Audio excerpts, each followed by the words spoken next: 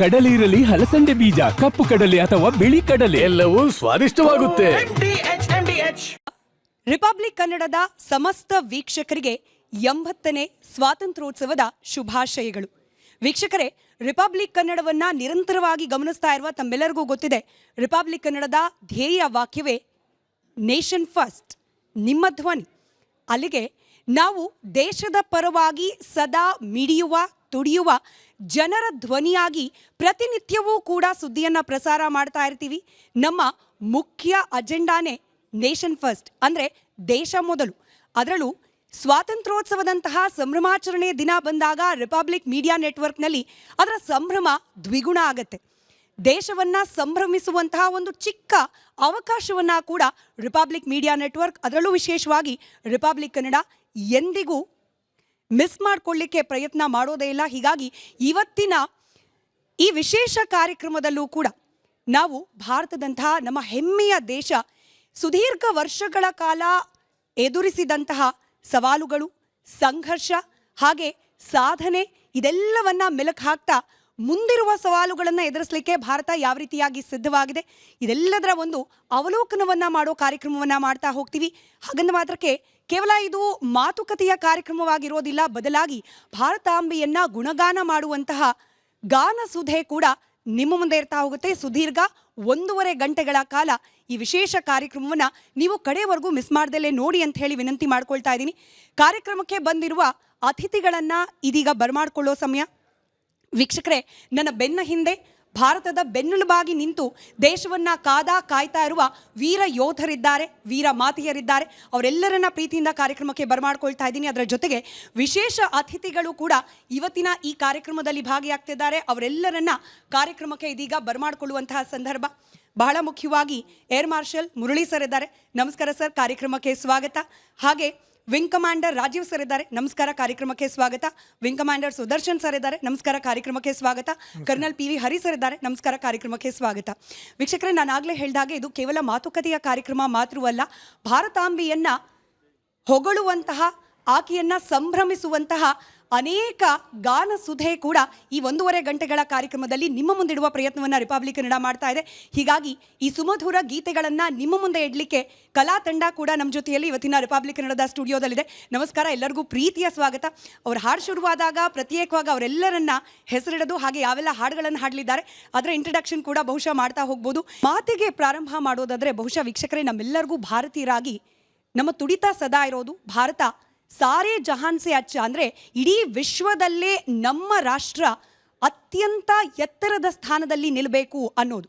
ಅದು ಕೇವಲ ಆರ್ಥಿಕ ಅಭಿವೃದ್ಧಿ ವಿಚಾರದಲ್ಲಿ ಮಾತ್ರವಲ್ಲ, ಆಂತರಿಕ ಭದ್ರತೆ, ಗಡಿ ಭದ್ರತೆ, ಸಾಂಸ್ಕೃತಿಕವಾಗಿಯೂ ಕೂಡ, ಸಾಮಾಜಿಕವಾಗಿಯೂ ಕೂಡ, ಹೀಗೆ ಎಲ್ಲ ಆಯಾಮದಲ್ಲೂ ಭಾರತ ಸರ್ವಶ್ರೇಷ್ಠವಾಗಬೇಕು ಅನ್ನೋ ತುಡಿತ ನಮಗಿದ್ದದ್ದೇನೆ. ಆದರೆ ಸವಾಲುಗಳು ಅನ್ನೋದು ಸಾಮಾನ್ಯ ಅಲ್ವಾ? ಇಂಥ ಸವಾಲುಗಳು ಹಿಂದೆ ಕೂಡ ಭಾರತಕ್ಕೆ ಅನೇಕ ಬಂದಿದ್ವಲ್ಲ.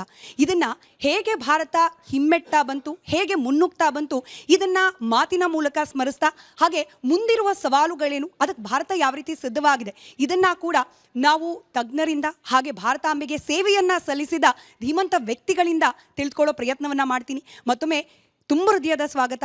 ನಾಲ್ವರಿಗೂ ಕೂಡ ಸ್ವತಂತ್ರ ದಿನಾಚರಣೆಯ ಈ ಕಾರ್ಯಕ್ರಮದಲ್ಲಿ ನಮ್ಮ ಜೊತೆಯಲ್ಲಿ ಭಾಗಿಯಾಗಿದ್ದಕ್ಕೆ, ನಮ್ಮ ವೀಕ್ಷಕರಿಗೆ ನಿಮ್ಮ ಮಾತನ್ನು ತಲುಪಿಸೋಕೆ ಸಹಕಾರಿಯಾಗ್ತಾ ಇರೋದಕ್ಕೆ. ಮುರಳಿ ಸರ್, ಬಹುಶಃ ತಮ್ಮಿಂದಲೇ ಪ್ರಾರಂಭ ಮಾಡಬಹುದು. 80 ವರ್ಷಗಳು ಭಾರತಕ್ಕೆ ಬ್ರಿಟಿಷರಿಂದ ಸ್ವಾತಂತ್ರ್ಯ ಲಭ್ಯವಾಗಿ, ಈ 80 ವರ್ಷಗಳ ಭಾರತದ ಈ ಪಯಣವನ್ನು ಅವಲೋಕನ ಮಾಡಿದಾಗ, ಹಾಗೆ 47ರಲ್ಲಿ 100 ವರ್ಷಗಳು ತುಂಬಿದಾಗ ವಿಕಸಿತ ಭಾರತ ಆಗಬೇಕು ಅನ್ನೋ ಕನಸೇನಿದೆ, ಹಿಂದಿನ ಪಯಣ ಮುಂದಿನ ಕನಸು, ಇದನ್ನು ಈ ಕ್ಷಣದಲ್ಲಿ ಸ್ಮರಿಸಿದ್ರೆ ಏನು ಹೇಳ್ತೀರಿ? ಸ್ಮಿತಾ, ಮೊದಲನೇದಾಗಿ ಎಲ್ಲ ಈ ವೀಕ್ಷಕರಿಗೆ, ನಿಮ್ಮ ರಿಪಬ್ಲಿಕ್ ಕನ್ನಡ ಸಿಬ್ಬಂದಿಗೆ, ಆಮೇಲೆ ಇಲ್ಲಿ ನೆರೆದಿರುವಂತಹ ಎಲ್ಲ ಗಣ್ಯರಿಗೆ, ನಿಮಗೆಲ್ಲರಿಗೂ 80ನೇ ಸ್ವಾತಂತ್ರ್ಯ ದಿವಸದ ಸಮಾರಂಭದ ಶುಭಕಾಮನೆಗಳು. ನೀವು ಭಾಳ ಮುಖ್ಯವಾಗಿ ಪ್ರಶ್ನೆಗಳು ಕೇಳಿದ್ರಿ.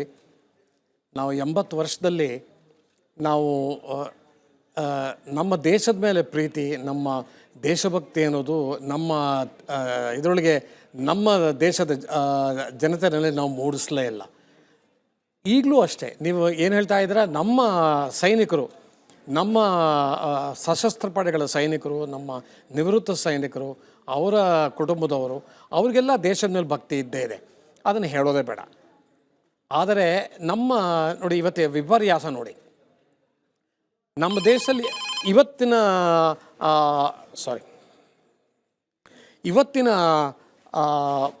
ಸಂಖ್ಯೆ ಪ್ರಕಾರ, ಇವತ್ತಿನ ರೆಕಾರ್ಡ್ಸ್ ಪ್ರಕಾರ 1.478 ಬಿಲಿಯನ್ ನಮ್ಮ ದೇಶದ ಇದು ಜನಸಂಖ್ಯೆ. ಅದರಲ್ಲಿ 0.1% ಸಶಸ್ತ್ರ ಸೈನಿಕರು.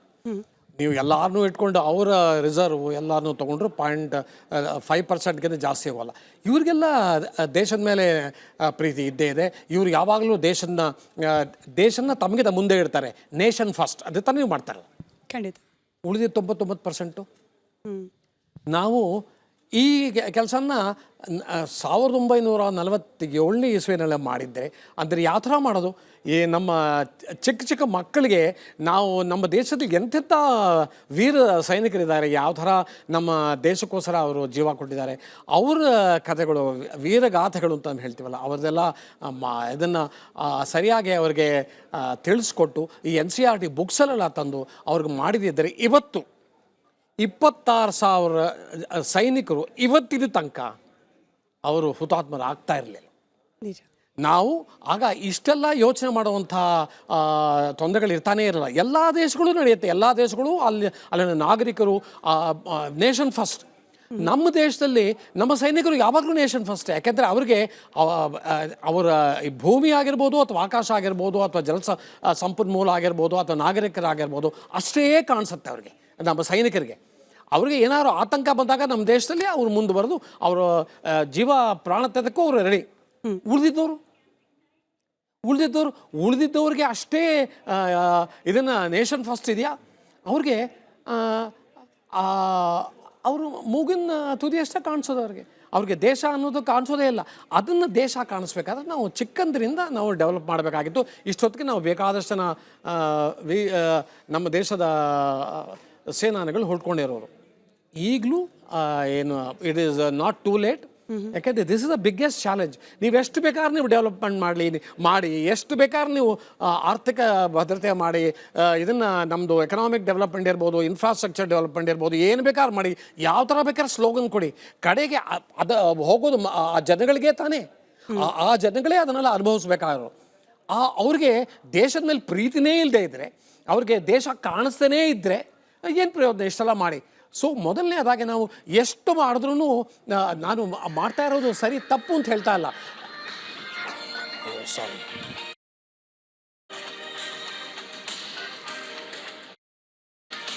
ರೈಟ್. ಅದನ್ನು ಬಹುಶಃ ಸೈಲೆಂಟ್ ಮೋಡಲ್ಲಿ ಇಟ್ಬಿಡಿ ಸರ್, ಅನುಕೂಲಕ್ಕೆ. ದಟ್ಸ್ ಓಕೆ ಸರ್, ಮುಂದುವರಿಸೋದಾದ್ರೆ. ಸೊ ನಾವು ಅದನ್ನು ಈ ಮಕ್ಕಳನ್ನೆಲ್ಲ ಒಂಥರ ತಯಾರು ಮಾಡಿದಿದ್ರೆ, ಅಥವಾ ಈ ಮಕ್ಕಳೇನು ಬಿಡಿ, ಈಗಲೂ ಮಾಡೋಕ್ಕೆ ಸಾಧ್ಯ.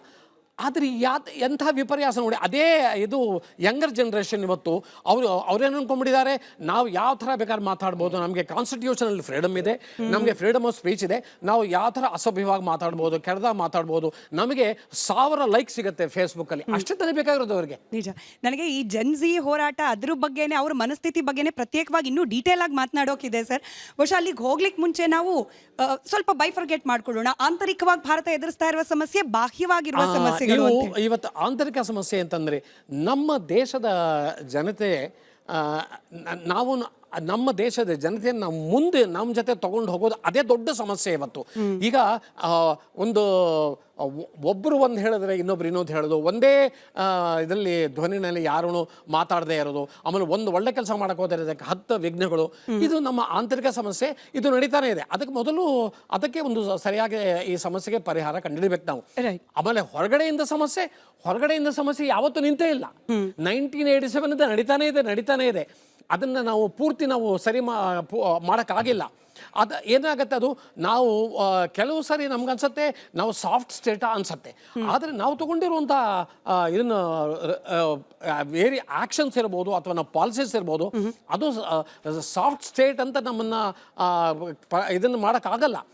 ಅದು ಇಷ್ಟೆಲ್ಲ ತೊಂದರೆಗಳಿಟ್ಕೊಂಡು 2047 ವಿಕಸಿತ ಭಾರತ ಅಂತ ನಾವು ಕನಸು ಕಾಣ್ತಾ ಇರೋದು. ಕನಸು ಕಾಣೋದು ಭಾಳ ದೊಡ್ಡ ವಿಷಯ, ಮಾಡಲೇಬೇಕು, ಹೆಜ್ಜೆ ಇಡಬೇಕು ಆ ಕಡೆ. ಆದರೆ ಇವೆಲ್ಲ ಮೊದಲು ಆಂತರಿಕ ಸಮಸ್ಯೆ ಇರ್ಬೋದು, ಆಂತರಿಕ ಸಮಸ್ಯೆನೇ ಜಾಸ್ತಿ ಇದು ಹೊರಗಡೆ ಸಮಸ್ಯೆಗಿಂತ. ಅದನ್ನು ಹೊರಗಡೆ ಸಮಸ್ಯೆಯನ್ನು ಸರಿ ಮಾಡೋಕ್ಕೆ ಇದ್ದಾರೆ, ನಿಮ್ಮ ಹಿಂದೆನೇ ಕೂತಿಯಾರೆಲ್ಲರನ್ನು, ಎಲ್ಲರೂ ನಾವೆಲ್ಲ ಇದ್ದೀವಿ. ನಾನು ಅದಕ್ಕೆ ಕರೆದೆ ಭಾರತದ ಬೆನ್ನೆಲುಬುಗಳು ನಮ್ಮ ಬೆನ್ನಿನ ಹಿಂದೆ ನಿಂತಿರುವವರು ಅಂತ. ಆಮೇಲೆ ಇನ್ನೊಂದು ಲಾಸ್ಟಲ್ಲೂ ಒಂದು ಹೇಳಲೇಬೇಕು. ಇವತ್ತು ಯಾವ ಒಬ್ಬ ಸೈನಿಕ ಅವನು ಯುದ್ಧ ಮಾಡಕ್ಕೆ ಹೋದಾಗ ಅವನ ಮುಂದಿರೋ ಅವನು ಮುಂದೆ ಯಾರು ಬರ್ತಾರೆ ಅವ್ರ ಮೇಲೆ ಅವನಿಗೆ ಏನೂ ಕೋಪ ಇಲ್ಲ ಅಥವಾ ಅವನಿಗೆ ಅಸಡ್ಡೆ ಇಲ್ಲ, ಅವನಿಗೆ ಯಾವ ಥರ ಕೋಪನೂ ಇಲ್ಲ, ಅವನಿಗೆ ಯಾವ ಥರ ಕೋಪನೂ ಅನ್ನೋದು ಇಲ್ಲೇ ಇಲ್ಲ. ಆದರೆ ಅವನ ಬೆನ್ನ ಹಿಂದೆ ನಿಂತಿಯಾರಲ್ಲ 1.478 ಬಿಲಿಯನ್ ಅವ್ರ ಮೇಲೆ ಪ್ರೀತಿ ಇದೆ. ನಿಜ. ಅದಕ್ಕೆ ಅವನು ಅಲ್ಲಿ ಯುದ್ಧ ಮಾಡೋದು. ನಿಜ. ಅಂದ್ರೆ ಎದುರುಗಡೆ ಇರೋ ಶತ್ರುವಿನ ಮೇಲಿನ ದ್ವೇಷಕ್ಕಿಂತ ನಾನು ಕಾಪಾಡಬೇಕಾಗಿರೋ ದೇಶದ ನಿವಾಸಿಗಳ ಮೇಲೆ ಪ್ರೀತಿ ದೊಡ್ಡದು ಅಂತ ಹೇಳಿ ಎಂಥ ಮಾತು ಸರ್. ಬಹುಶಃ ಕರೆಕ್ಟು. ಇನ್ನೊಂದು ಹಾಡು ಕೇಳೋದು ಬಾಕಿ ಇದೆ, ಬಟ್ ರಾಜೀವ್ ಸರ್ನ ಒಂದು ಕ್ವಿಕ್ ರಿಯಾಕ್ಷನ್ ತೊಗೊಂಡು ಬರ್ತೀನಿ ನಾನು. ಬಹುಶಃ ಸರ್ ಬಾಹ್ಯ ಶತ್ರುಗಳು ಅಂತ ಲೆಕ್ಕ ಹೋದಾಗ ನಾನು ಪ್ರತ್ಯೇಕವಾಗಿ ಯಾವ್ಯಾವ ದೇಶದಿಂದ ಅನ್ನೋದ್ರ ಬಗ್ಗೆನೂ ಕೂಡ ತಮ್ಮೆಲ್ಲರಿಗೂ ಪ್ರಶ್ನೆ ಕೇಳ್ತಾ ಹೋಗ್ತೀನಿ. ಬಟ್ ಭಾರತೀಯರಾಗಿ ನಮಗೆ ಸಾಮಾನ್ಯವಾಗಿ ನಮ್ಮ ಶತ್ರು ಯಾರು ಅಂತಂದರೆ ತಟ್ಟಂತ ನೆನಪಾಗೋದೆ ಪಾಕಿಸ್ತಾನ ಅಂತ ಹೇಳಿ. ಪಾಕಿಸ್ತಾನ ಆರ್ಥಿಕವಾಗಿ ದಿವಾಳಿ ಆಗ್ತಾ ಇದೆ, ರಾಜಕೀಯವಾಗಿ ಅರಾಜಕತೆ ಇದೆ, ಇದೆಲ್ಲ ನಾವು ಕೇಳ್ತಾನೆ ಇರ್ತೀವಿ. ಬಟ್ ಹಾಗಿರುವ ಪಾಕಿಸ್ತಾನವೇ ತೀರಾ ಇತ್ತೀಚೆಗೆ ಮುಸ್ಲಿಂ ನ್ಯಾಟೋ ಸೈನ್ ಮಾಡ್ಕೊಳ್ಳುತ್ತೆ ಟರ್ಕಿ ಹಾಗೆ ಸೌದಿ ಅರೇಬಿಯಾ ಜೊತೆ ಕೂಡಿ. ಭಾರತ ನಿಜವಾಗ್ಲೂ ಕೂಡ ಪಾಕಿಸ್ತಾನವನ್ನು ಈ ರೀಲ್ಸಲ್ಲಿ ಮೀಮ್ಸ್ನಲ್ಲಿ ನಾವೇನು ಜನ್ ಆಲ್ಫಾಗಳು ನೋಡಿ ಅಯ್ಯೋ ಪಾಕಿಸ್ತಾನ ಬರ್ಬಾದ್ ದೇಶ ಅಂತ ಹೇಳಿ ನಿರ್ಲಕ್ಷ್ಯ ಮಾಡ್ತಿದ್ದೀವಿ. ಆ ನಿರ್ಲಕ್ಷ್ಯ ಮಾಡೋ ಹಂತದಲ್ಲೇ ಇದೆಯಾ ಪಾಕಿಸ್ತಾನ ಅಥವಾ ಈ ಮುಸ್ಲಿಂ ನ್ಯಾಟೋ ಭಾರತಕ್ಕೆ ಆಪತ್ತ ಅಂತ? ನೋಡಿ, ಮುಸ್ಲಿಂ ನ್ಯಾಟೋ ಅನ್ನೋದು ಈಸ್ ಓನ್ಲಿ ಸೌದಿ ಅರೇಬಿಯಾ ಒಂದು ಇನ್ಸೆಕ್ಯೂರ್ ಪೊಸಿಷನ್ನಲ್ಲಿರೋದ್ರಿಂದ ಮುಸ್ಲಿಂ ದೇಶಗಳಲ್ಲಿ ಒಂದು ಸೈನ್ಯ ಅಂತಿರೋದು ಎರಡೇ ದೇಶದಲ್ಲಿ, ಒಂದು ಇರಾನು ಮತ್ತು ಇನ್ನೊಂದು ಪಾಕಿಸ್ತಾನ, ಈ 3 ದೇಶ, ಇರಾನು, ಪಾಕಿಸ್ತಾನ ಮತ್ತು ಟರ್ಕಿ. ಇರಾನ್ ಜೊತೆ ಅವ್ರಿಗೆ ದ್ವೇಷ ಇರೋದ್ರಿಂದ ಉಳಿದ 2 ದೇಶಗಳ ಜೊತೆ ಅವರೊಂದು ಪ್ಯಾಕ್ಟ್ ಮಾಡ್ಕೊಂಡಿದ್ದಾರೆ. It is not India centric. ಹಾಗಂತ ಅದನ್ನು ನಾವು ನಿರ್ಲಕ್ಷಿಸಕ್ಕೂ ಆಗಲ್ಲ. ಬಟ್ ಮುಖ್ಯವಾಗಿ ನಮಗೆ ಕೈನೆಟಿಕ್ ವಾರ್ಗಿಂತ ಇವತ್ತು ಹಿಂದೆ ನೀವು 100 ವರ್ಷದ ಹಿಂದೆ ಹೋಗಿದ್ರೆ ಒಂದು ಯುದ್ಧ ಅಂದರೆ ಒಂದು ಭೂಮಿನಲ್ಲಿ ನಡೆಯೋದು, ಒಂದು ಕುರುಕ್ಷೇತ್ರದಲ್ಲೋ ಒಂದು ಇದರಲ್ಲೋ ನಡೆಯೋದು ಅಥವಾ ಪಾಣಿಪತ್ತಲ್ಲೋ ನಡೆಯೋದು. ಈಗ ಯುದ್ಧ ನಮ್ಮ ದೇಶದ ಜನರ ಮನಸ್ಸು ಮೇಲೆ ಆಗ್ತಿದೆ, ಐಡಿಯಾಸಿನ ಯುದ್ಧ ಆಗ್ತಿದೆ, ಒಂದು ನೆರೆಟಿವ್ ಯುದ್ಧ ಆಗ್ತಿದೆ.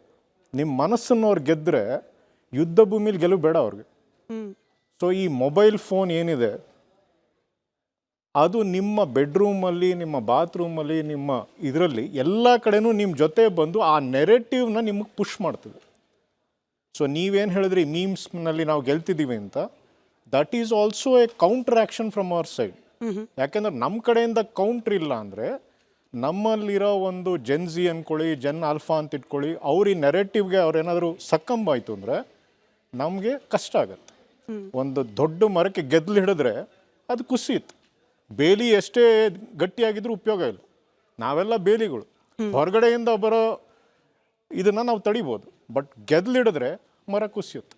ನಿಜ. ಸೊ ಆ ಕುಸಿಬಾರ್ದು ಅನ್ನೋದಕ್ಕೆ ನಾವು counter narrative both in the form of media and in the form of kinetic energy and diplomatic ಇದೆಲ್ಲ ಮಾಡಬೇಕು. ಈ ವಾರ್ ಅನ್ನೋದು ಈ ಘೋಷಣೆ ಆಗಿ ಮಾಡುವಂಥ ಯುದ್ಧ ಅಲ್ಲ, ಇದು ಕುರುಕ್ಷೇತ್ರ ಅಲ್ಲ, ಇದು ದಿನನಿತ್ಯ ನಡೆಯೋ ಯುದ್ಧದಲ್ಲಿ ನಾವು ಇದೀವಿ. ರಾಜೀವ್ ಸರ್ ಹೇಳ್ತಾ ಇದ್ರು it's a battle of narrative. ನಾವು ಯುದ್ಧ ಭೂಮಿಯಲ್ಲಿ ಆಡ್ತಾ ಇರುವ ಯುದ್ಧಕ್ಕಿಂತ ಅಥವಾ ಮಾಡುವ ಯುದ್ಧಕ್ಕಿಂತ ಘೋರವಾಗಿರೋದು ಬ್ಯಾಟಲ್ ಆಫ್ ನರೇಟಿವ್ಸ್. ಯಾವ ಹಂತಕ್ಕೆ ಹೋಗ್ಬಿಡುತ್ತೆ ಅಂತಂದರೆ ಇದು ಕೇವಲ ಸೋಷಿಯಲ್ ಮೀಡಿಯಾಕ್ಕೆ ಸೀಮಿತವಾಗಿಲ್ಲ sir. Operation Sindoor for example, latest example, operation ಸಿಂಧೂರದ ಬಗ್ಗೆನೂ ನರೇಟಿವ್ಗಳು ಹೆಂಗೆ ಬಂದ್ಬಿಡ್ತು ಅಂತಂದರೆ ಇದಕ್ಕೂ ಕೂಡ ಸಾಕ್ಷಿ ಕೇಳುವವರಿದ್ದಾರೆ, ಅದು ಪ್ರಿಸೈಸ್ ಅಟ್ಯಾಕ್ ಆಗೇ ಇರಲಿಲ್ಲ ಅಂತ ಹೇಳುವವರಿದ್ದಾರೆ, ಇದರಿಂದ ಕೂಡ ಎಲೆಕ್ಷನ್ ಅಜೆಂಡಾ ಇತ್ತು ಅಂತ ಹೇಳುವವರಿದ್ದಾರೆ. ಅಂದರೆ ಭಾರತದ ನಾಗರಿಕರಾಗಿ ಭಾರತದ ಯೋಧರ ಸಾಹಸಗಾತಿಯನ್ನು ಸಂಭ್ರಮಿಸಬೇಕು ಅನ್ನೋ ಸಂದರ್ಭದಲ್ಲೂ ಕೂಡ ಗೊಂದಲ ಮೂಡಿಸುವಂತಹ ರಾಜಕೀಯ ಪ್ರೇರಿತ ಈ ನರೇಟಿವ್ ಎಷ್ಟು ಅಪಾಯ ಅಂತ ನೋಡಿ. ಅವರು ಇದನ್ನೆಲ್ಲ ಹೇಗೆ ಮಾಡ್ತಾರೆ, ಯಾಕೆ ಮಾಡ್ತಾರೆ ಅನ್ನೋದಕ್ಕೆ ಒಂದಿಷ್ಟು ಹಿಸ್ಟ್ರಿನಲ್ಲಿ ನೋಡಬೇಕಾಗುತ್ತೆ. ಈಗ 2000 ವರ್ಷಗಳ ಹಿಂದೆ ಚಾಣಕ್ಯ ತನ್ನ ಅರ್ಥಶಾಸ್ತ್ರದಲ್ಲಿ ಸ್ವಯಂಬೋಧ ಮತ್ತು ಶತ್ರುಬೋಧ ಅಂತ ಹೇಳ್ತಾನೆ. ಸ್ವಯಂಬೋಧ ನಮಗೆಲ್ಲ ನಮ್ಮೆಲ್ಲ ಸ್ಕ್ರಿಪ್ಚರ್ಗಳಲ್ಲೂ ಹೇಗೆ ಸಾತ್ವಿಕ ಆಗಿರಬೇಕು, ಹೇಗೆ ಭಕ್ತನಾಗಿರಬೇಕು, ಹೇಗೆ ಒಳ್ಳೆಯವನಾಗಿರಬೇಕು, ಹೇಗೆ ಯೋಧನಾದರೂ ಸರಿಯಾಗಿ ಯುದ್ಧ ಮಾಡಬೇಕು, ಅವೆಲ್ಲ ನಾವು ಎಲ್ಲ ಯಾವ ಸ್ಕ್ರಿಪ್ಚರ್ ಓದಿದ್ರು ಅದು ಹೇಳ್ತಾರೆ. ಆದರೆ ನಮಗೆ ಶತ್ರುಬೋಧ ಕಲಿಸಲಿಲ್ಲ. ಅದೇ ಪ್ರಾಬ್ಲಮ್. ಶತ್ರುಬೋಧದಲ್ಲಿ ಬಾಹ್ಯ ಶತ್ರು, ಆಂತರಿಕ ಶತ್ರು. ನಿಮಗೆ ನೆನಪಿರ್ಬೋದು, ಜನರಲ್ ಬಿಪಿನ್ ರಾವತ್, ದಿವಂಗತ ಜನರಲ್ ಬಿಪಿನ್ ರಾವತ್ ಒಂದು ಮಾತು ಹೇಳಿದ್ರು, India faces 2.5 front war. 1 Pakistan, China, 0.5. ನನಗೆ ಅನ್ಸೋದು ಈಗ 0.5 ಮೀರಿ ಅದು ಒಂದಾಗ್ಬಿಟ್ಟಿದೆ. So it actually India faces 3 front war. Pakistan, China face ಮಾಡೋಕ್ಕೆ ಒಂದು ವ್ಯವಸ್ಥಿತವಾದ ಸೈನ್ಯ ಇದೆ, ಸೈನಿಕರಿದ್ದಾರೆ, they are professionals, they will do it. ಈ ಆಂತರಿಕ ಶತ್ರುಗಳನ್ನು ಯಾರು ನೋಡ್ಕೊಳ್ಳೋದು? ನೀವು ಹೇಳಿದ್ರಲ್ಲ, ಆಪರೇಷನ್ ಸಿಂಧೂರ್ ಸಮಯದಲ್ಲಿ ಪ್ರೂಫ್ಗಿದ್ದಾರೆ, ಗಿವ್ ಅಸ್ ಎವಿಡೆನ್ಸ್. ಯಾರು ಕೇಳಿದ್ದು? ಈ ಆಂತರಿಕ ಶತ್ರುಗಳು. ಯಾಕೆ? ಅವರನ್ನು ಆಡಿಸ್ತಿರೋದು ಬೇರೆ ಕಡೆಯಿಂದ ಬಾಹ್ಯ ಶಸ್ತ್ರುಗಳು. ಅವು ನಮಗೆ ಈಗ ನೋಡಿ, ಮೊದಲನೇ ದೇಶಭಕ್ತಿ ಏನು ಅವ್ರು ನುಡಿಸಿದ್ರು, Saare Jahan Se Achha, it was written in 1931 by Iqbal. When Pakistan got divided, he ran away to Pakistan. ಅಂಥ ಸುಶ್ರಾವ್ಯವಾದ ಒಂದು ಗೀತೆ ರಚಿಸಿದವರು ಪಾಕಿಸ್ತಾನಕ್ಕೆ ಯಾಕೆ ಕೊಡೋಲ್ಲ? ಆ ಶತ್ರುಬೋಧನ ನಾವು ಕಲೀಲಿಲ್ಲ. ಈಗ ಆಪರೇಷನ್ ಸಿಂಧೂರ್ನಲ್ಲೂ ಅಷ್ಟೇ, ನಾವು ನೆರೆಟಿವ್ ವಾರ್ ಅಂತ ಇವರು ಹೇಳಿದ್ರಲ್ಲ, ಅದರಲ್ಲಿ we are not good. Let me say frankly, we are learning now. ಯಾವಾಗ ಟಾಮ್ ಕೂಪರ್ ಅಂತ ಒಬ್ಬ ಆಸ್ಟ್ರಿಯಾ ಏವಿಯೇಷನ್ ಸ್ಪೆಷಲಿಸ್ಟ್ ಬಂದು ಹೇಳಿದ್ನಲ್ಲ, India has destroyed 19 aircrafts of Pakistan, ಆವಾಗ ಈವನ್ ಇಂಡಿಯನ್ಸ್, ಈ ಆಂತರಿಕ ಶತ್ರುಗಳು ಬಾಯಿ ಮುಚ್ಕೊಂಡು ತಪ್ಪಗಾದರು. We didn't do that. ಯಾಕಂದರೆ ಇವರು ಎಲ್ಲೆಲ್ಲಿಂದಲ್ಲ ಗಾಜಾ ವಿಡಿಯೋ ಸ್ಟ್ರಿಪ್ ತೊಗೊಂಬಂದರು. ಆಮೇಲೆ ಈಗ ನಮ್ಮ ಕರ್ನಲ್ ಕುರೇಶಿ ಮತ್ತು ಸ್ಕ್ವಾಡ್ ಲೀಡರ್ ವ್ಯೋಮಿಕಾ ಸಿಂಗ್ ಏನು ಬ್ರೀಫಿಂಗ್ ಮಾಡಿದರು, ಅದೇ ಥರ ಅವ್ರು ಬ್ರೀಫಿಂಗ್ ಕಾಪಿ ಮಾಡೋಕ್ಕೆ ಹೋಗಿ they showed video games. Can you imagine? ಅದನ್ನು ಕೆಲವು ಭಾರತೀಯರು ನಂಬ್ಕೊಂಡ್ಬಿಟ್ರು. ಇಷ್ಟೊಂದು ರಫೇಲ್ ಹೊಡೆದಾಕಿದ್ರಂತೆ. ಅದಕ್ಕೆ ಸರಿಯಾಗಿ ಈ ಟ್ರಂಪ್ ಅಣ್ಣ, ಐಲು ದೊರೆ, ಇವನು ಅಮೇರಿಕಾದ ಐಲು ದೊರೆ, ವಿಸಿಡ್ ಓ ಕಿತ್ತನೆ ಗಿರೆ, ಏನೋ all that thing started inside and Trump shed how many jets var down. So ಇದೆಲ್ಲ ಸೇರ್ಕೊಂಡ್ಬಿಟ್ಟು ಆಪರೇಷನ್ ಸಿಂಧೂರದ ಏನು ಯಶಸ್ಸು, 88 ಗಂಟೆಗಳ ಕಾಲ ನಡೆದ ಈ ಯುದ್ಧದ ಒಂದು, ಈಗ ಪ್ರಪಂಚದ ನಾನಾ ಮಿಲಿಟರಿ ಕಾಲೇಜ್ಗಳಲ್ಲಿ ಇದನ್ನ ಸ್ಟಡಿ ಮಾಡ್ತಿದ್ದಾರೆ. How was it executed, how was it planned, how was it controlled, how was it stopped, most importantly when was it stopped. So ಇದನ್ನು ನಾವು ಈಗ ಕಲಿತಾ ಇದ್ದೀವಿ, ಶತ್ರುಬೋಧನ. Most dangerous people are this ಆಂತರಿಕ ಶತ್ರುಗಳು. ಆಮೇಲೆ ಅವರನ್ನು ಯಾರೋ ಕುಣಿಸ್ತಿದ್ದಾರೆ, ಎಲ್ಲಿಂದನೂ ಕುಣಿಸ್ತಿದ್ದಾರೆ. ಒಬ್ಬ ನಾಯಕ ಹೋಗ್ಬಿಡ್ತಾನೆ ಫಾರಿನಿಗೆ ಮನಸ್ಸು ಬಂದಾಗ, ಅಲ್ಲೊಂದು 10-15 ದಿವಸ ಇರ್ತಾನೆ, ಯಾರನ್ನು ಭೇಟಿ ಮಾಡ್ತಾನೆ ಗೊತ್ತಿಲ್ಲ, ಇಲ್ಲಿಂದ ತುಂಬ್ಕೊಂಬರ್ತಾನೆ, ಬಂದ ಕೂಡಲೇ ಏನೋ ಒಂದು ಅವಘಡ ಆಗ್ಬಿಡು. ಇದನ್ನು ನಾವು ಯಾಕೆ ಅಬ್ಸರ್ವ್ ಮಾಡ್ತಿಲ್ಲ? ಇದನ್ನು ಯಾಕೆ why are we not bringing it out? ಯಾಕಂದರೆ ಇದೆಲ್ಲ ಸೋಷಿಯಲ್ ಮೀಡಿಯಾ ಜಮಾನ. ಇದರಲ್ಲಿ ನೋಡಿ, algorithms use algorithms have become teachers. ಅದು ಇನ್ಸ್ಟಾಗ್ರಾಮ್ನಲ್ಲಿ ಆಲ್ ದಿ ಯಂಗ್ಸ್ಟರ್ಸ್, ನೀವೇನು ಜೆನ್ಝಿ ಅಂತ ಕರೆದಿರಿ, all those Jantar Mantar were not Gen Z, they were hooligans, they were anti social animals. Gen Z are here, they are in NCC, they are in Air Force Academy, they are in Army Aviation, they are probably winning medals for India. Yes, they are Gen Z. So ನಾವು ಅವ್ರನ್ನ Gen Z ಅಂತ general ಮಾಡಿಬಿಟ್ಟು Gen Z are meant only to create nuisance ಅಂತ ಹೇಳಬಾರ್ದು. ಅದರಲ್ಲಿ ತುಂಬ ಇದರಲ್ಲಿದೆ. ನಾವು ಈಗ ಕಲಿತಾ ಇದ್ದೇವೆ ಒಬ್ಬೊಬ್ಬರಾಗಿ, how to pick the enemies brain, what is this thought process. ಯಾಕಂದರೆ ಈ ಇಂಡಿಯಾ ಪ್ರೋಗ್ರೆಸ್ ಆದಾಗೆ ಹೊರಗಿನಿಂದ ಉತ್ತರ ಬರ್ತಾ ಇದೆ. ಈ ಕಪ್ಪೆ ಕತೆ ಕೇಳಿದಿರಲ್ಲ, ಒಂದು ಬುಟ್ಟಿನಲ್ಲಿ ಕಪ್ಪೆ ಹಾಕಿದರೆ ಒಂದು ಕಪ್ಪೆ ಮೇಲಕ್ಕೆ ಬರೋಕ್ಕೆ ಹೋದರೆ ಇನ್ನು ಉಳಿದ ಕಪ್ಪೆಗಳು, ಈ ಹೊರಗಿನಿಂದಲೂ ಆ ಕಪ್ಪೆಗಳಿದ್ದಾವೆ, ಒಳಗಿನಿಂದಲೂ ಆ ಕಪ್ಪೆಗಳಿದ್ದಾವೆ.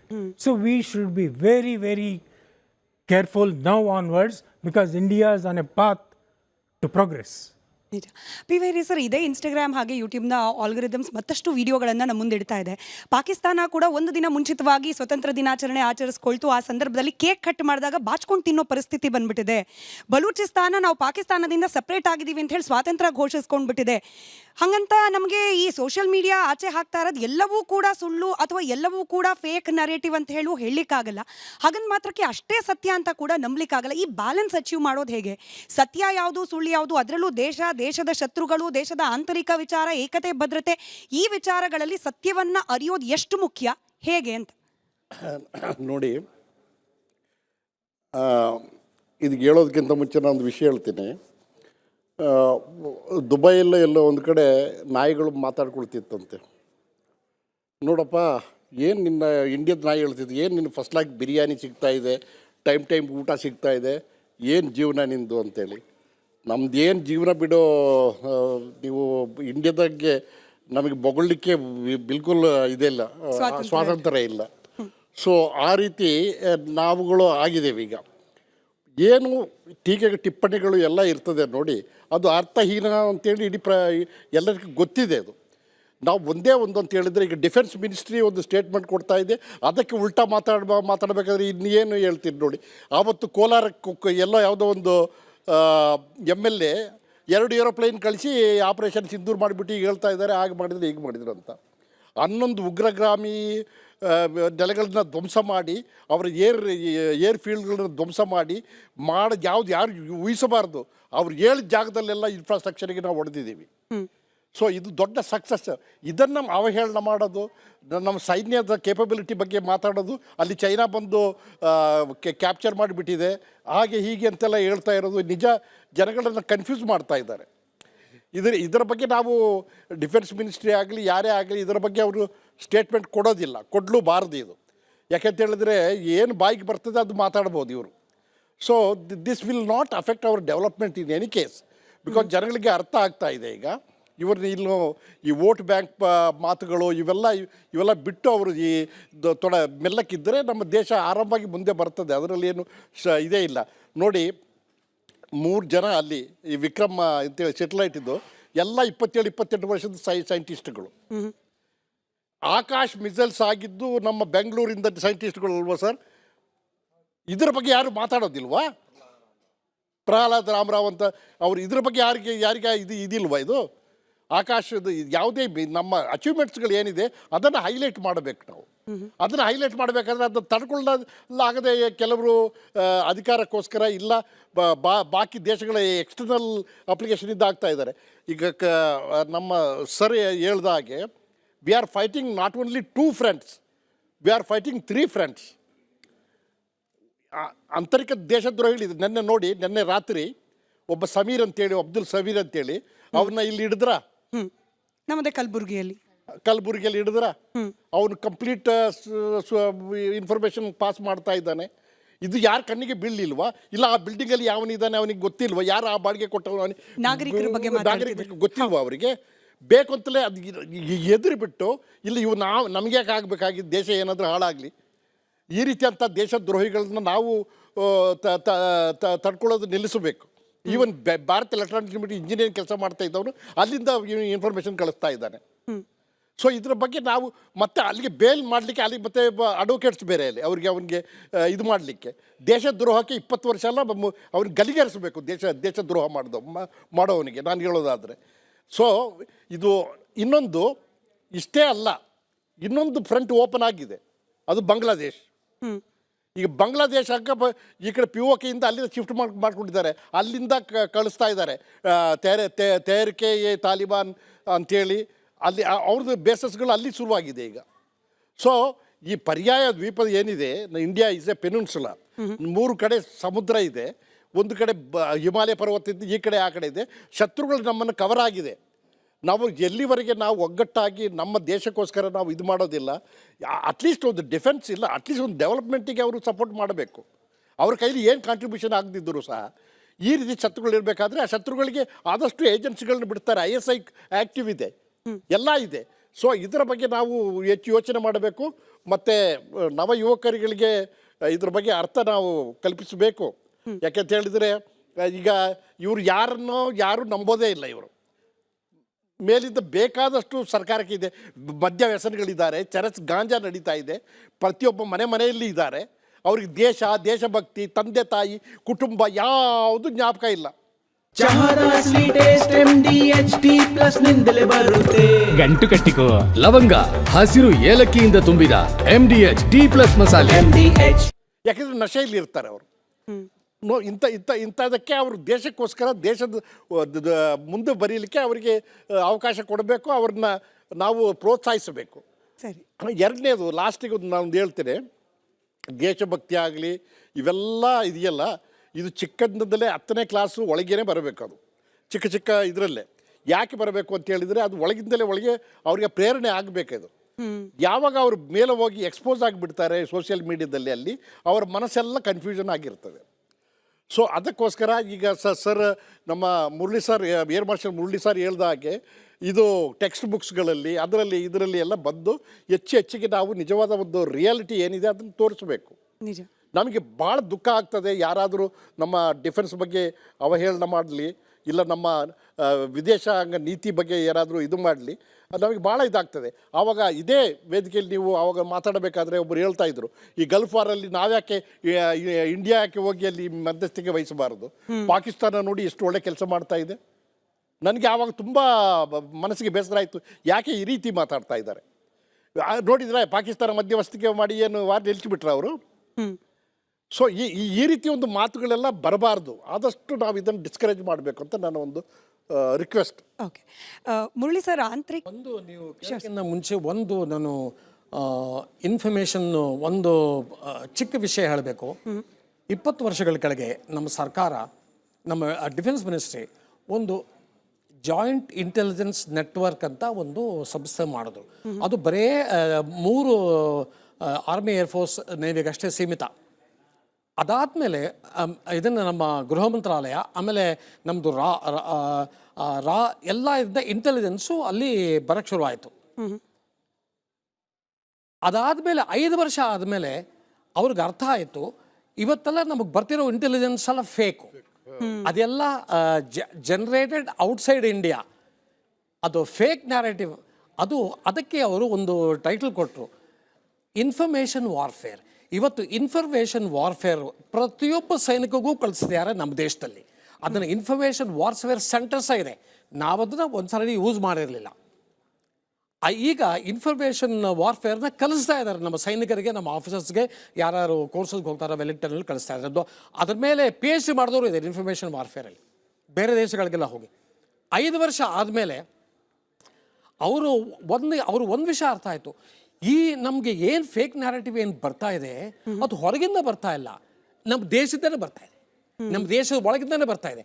ಸೊ ಅದಕ್ಕೆ artificial intelligence enabled fake warfare, media enabled fake ಇನ್ಫಾರ್ಮೇಷನ್ನು, ಇವೆಲ್ಲ ಪೂರ್ತಿ ಅದನ್ನು ಸರಿಯಾಗಿ ಅದನ್ನು ಅನಲೈಸ್ ಮಾಡಿ ಯಾವ್ದು ಫೇಕೋ ಯಾವುದು ನಿಜ ಅಂತ ನಮ್ಮ ಡಿಫೆನ್ಸ್ ಸರ್ವಿಸಸ್ಗೆ ಹೇಳೋಕ್ಕೆ ಈಗ ಒಂದು ಸ್ಪೆಷಲ್ ಸೆಲ್ ಮಾಡಿದ್ದಾರೆ. ಅದೇ ಇಂಟೆಲಿಜೆನ್ಸ್ ನೆಟ್ವರ್ಕಲ್ಲಿ ಅದನ್ನೆಲ್ಲ ಇಂಟಿಗ್ರೇಟ್ ಮಾಡಿದ್ದಾರೆ.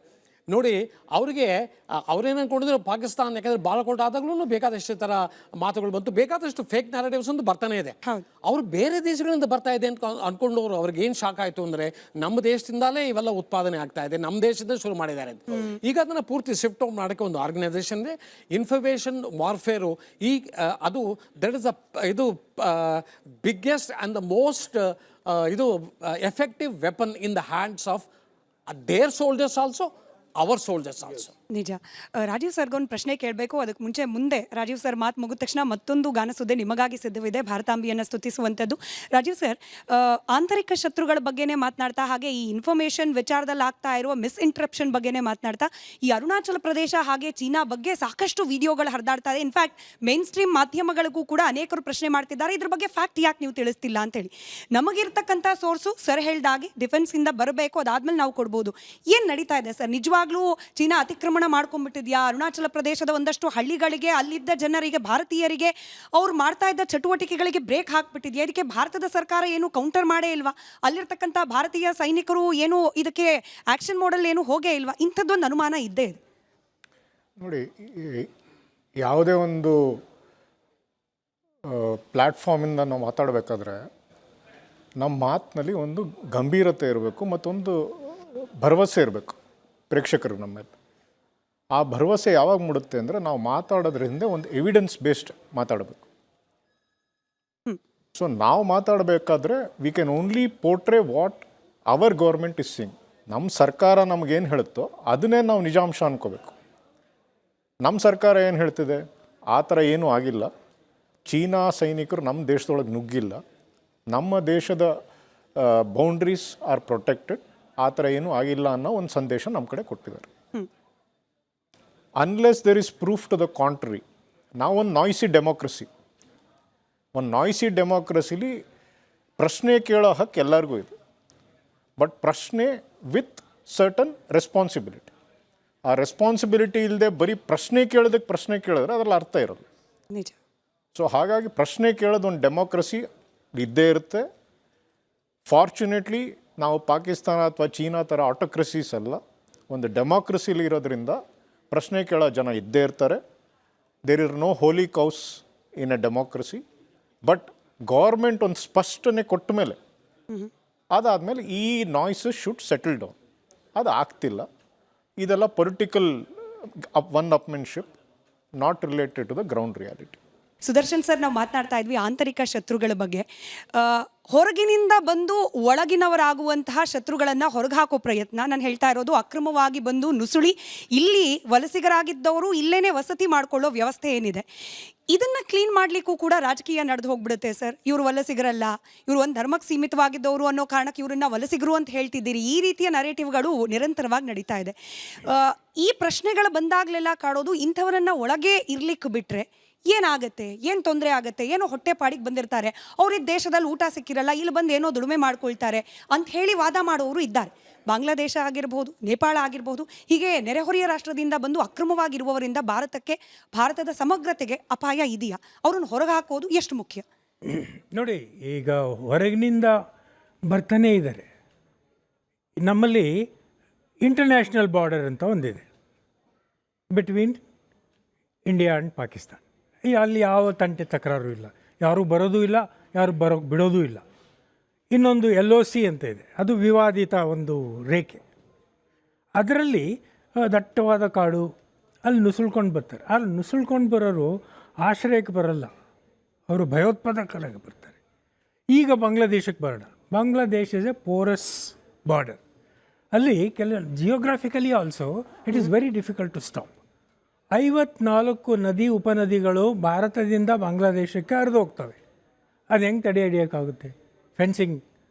ಈಗಂತೂ ಆ ಮಮತಾಮಯಿ ಹೋದರು, ಆಯಮ್ಮ ಈಗ ಒಂದು 600 ಎಕರೆ ಸಿಕ್ಕಿದೆ ಫೆನ್ಸಿಂಗ್ ಮಾಡೋಕ್ಕೆ, ಆಗ್ತಾಯಿದೆ. ಎಷ್ಟು ಸಾಧ್ಯವೋ ಅಷ್ಟು ಮಾಡಬೇಕು. ಈಗ ಬಂದವರು ಅಲ್ಲಿಂದ ನುಸುಳ್ಕೊಂಡು ಬಂದವರು ಎಲ್ಲಿವರೆಗೂ ಬಂದಿರೋ ಗೊತ್ತಾ? ಜಮ್ಮುಗೆ ಹೋಗಿದ್ದಾರೆ. ಜಮ್ಮು ಯಾಕೆ? ಜಮ್ಮು ಕಾಶ್ಮೀರದಲ್ಲಿ ಹಿಂದೂಗಳ ಬಾಹುಳ್ಯ ಇರೋದು ಜಮ್ಮು.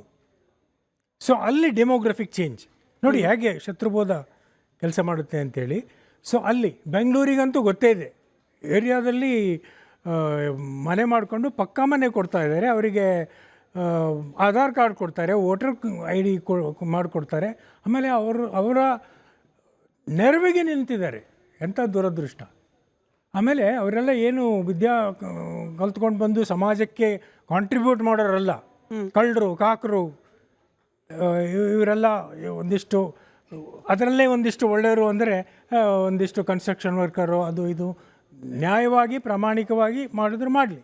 ಆದರೆ ನಮ್ಮ ರಿಸೋರ್ಸಸ್ ಏನಿದೆ, ಬೆಂಗಳೂರಿನಲ್ಲಿ ನೀರಿಗೆ ಕಡಿಮೆ ಇದೆ, ಬೆಂಗಳೂರಿನಲ್ಲಿ ವಸತಿ ಇದನ್ನೆಲ್ಲ ಕಟ್ಕೊಳ್ಳೋಕ್ಕೆ ಏರಿಯಾ ಕಡಿಮೆ ಇದೆ. ಆಮೇಲೆ ಅವರು ಬಂದವರು ಒಬ್ಬರೇ ಬರೋಲ್ಲ, ಪೂರ್ತಿ ಗುಂಪನ್ನೇ ಹೇಳ್ಕೊಂಬರ್ತಾರೆ. ಇನ್ನೂ ಬರದೇ ಇರೋ ಬಾಂಗ್ಲಾದೇಶದಲ್ಲಿ ಕೂತ್ಕೊಂಡಿರೋರಿಗೆ ಇಲ್ಲೇ ಬೆಂಗಳೂರಲ್ಲೇ ಆಧಾರ್ ಕಾರ್ಡ್ ಮಾಡ್ಕೊಂಡು ಕೂತ್ಕೊಂಡಿದ್ದಾರೆ. ನೀವು ಬನ್ನಿ, ನಿಮ್ಮ ಆಧಾರ್ ಕಾರ್ಡ್ ರೆಡಿ ಇದೆ, ವೋಟರ್ ID ರೆಡಿ ಇದೆ ಅಂತ. ಸೊ ಅವರಿಗೆ ಬೆಂಗಳೂರಿಗೆ ಬಂದರೆ do they have sense of belonging? ಇದು ನಮ್ಮ ಸಿಟಿ, ಇದು ನಮ್ಮ ದೇಶ ಅಂತ ಇದೆಯಾ? ನೋ. ಅವರ ಒಂದು ಎಫೆಕ್ಟ್ ಏನಿದೆ ಅದು ಸ್ಪ್ರೆಡ್ ಆಗ್ತಾ ಹೋಗುತ್ತೆ. ಹೀಗೆ ನಾವು ಬೆಂಗಳೂರು ಬರೀ ಬಾಂಗ್ಲಾದೇಶದಿಂದ ಬಂದವರೇ ಅಂತ ಅಲ್ಲ, ಇದು Bengaluru it is become a migrants city. ಎಲ್ಲ ಕಡೆ ಬರ್ತಾರೆ, ಕೆಲವರು ನ್ಯಾಯಯುತವಾಗಿ ಪ್ರಾಮಾಣಿಕವಾಗಿ ದುಡಿದು ಜೀವನ ಕಟ್ಕೊಳ್ತಾರೆ, ನೋ ಪ್ರಾಬ್ಲಮ್.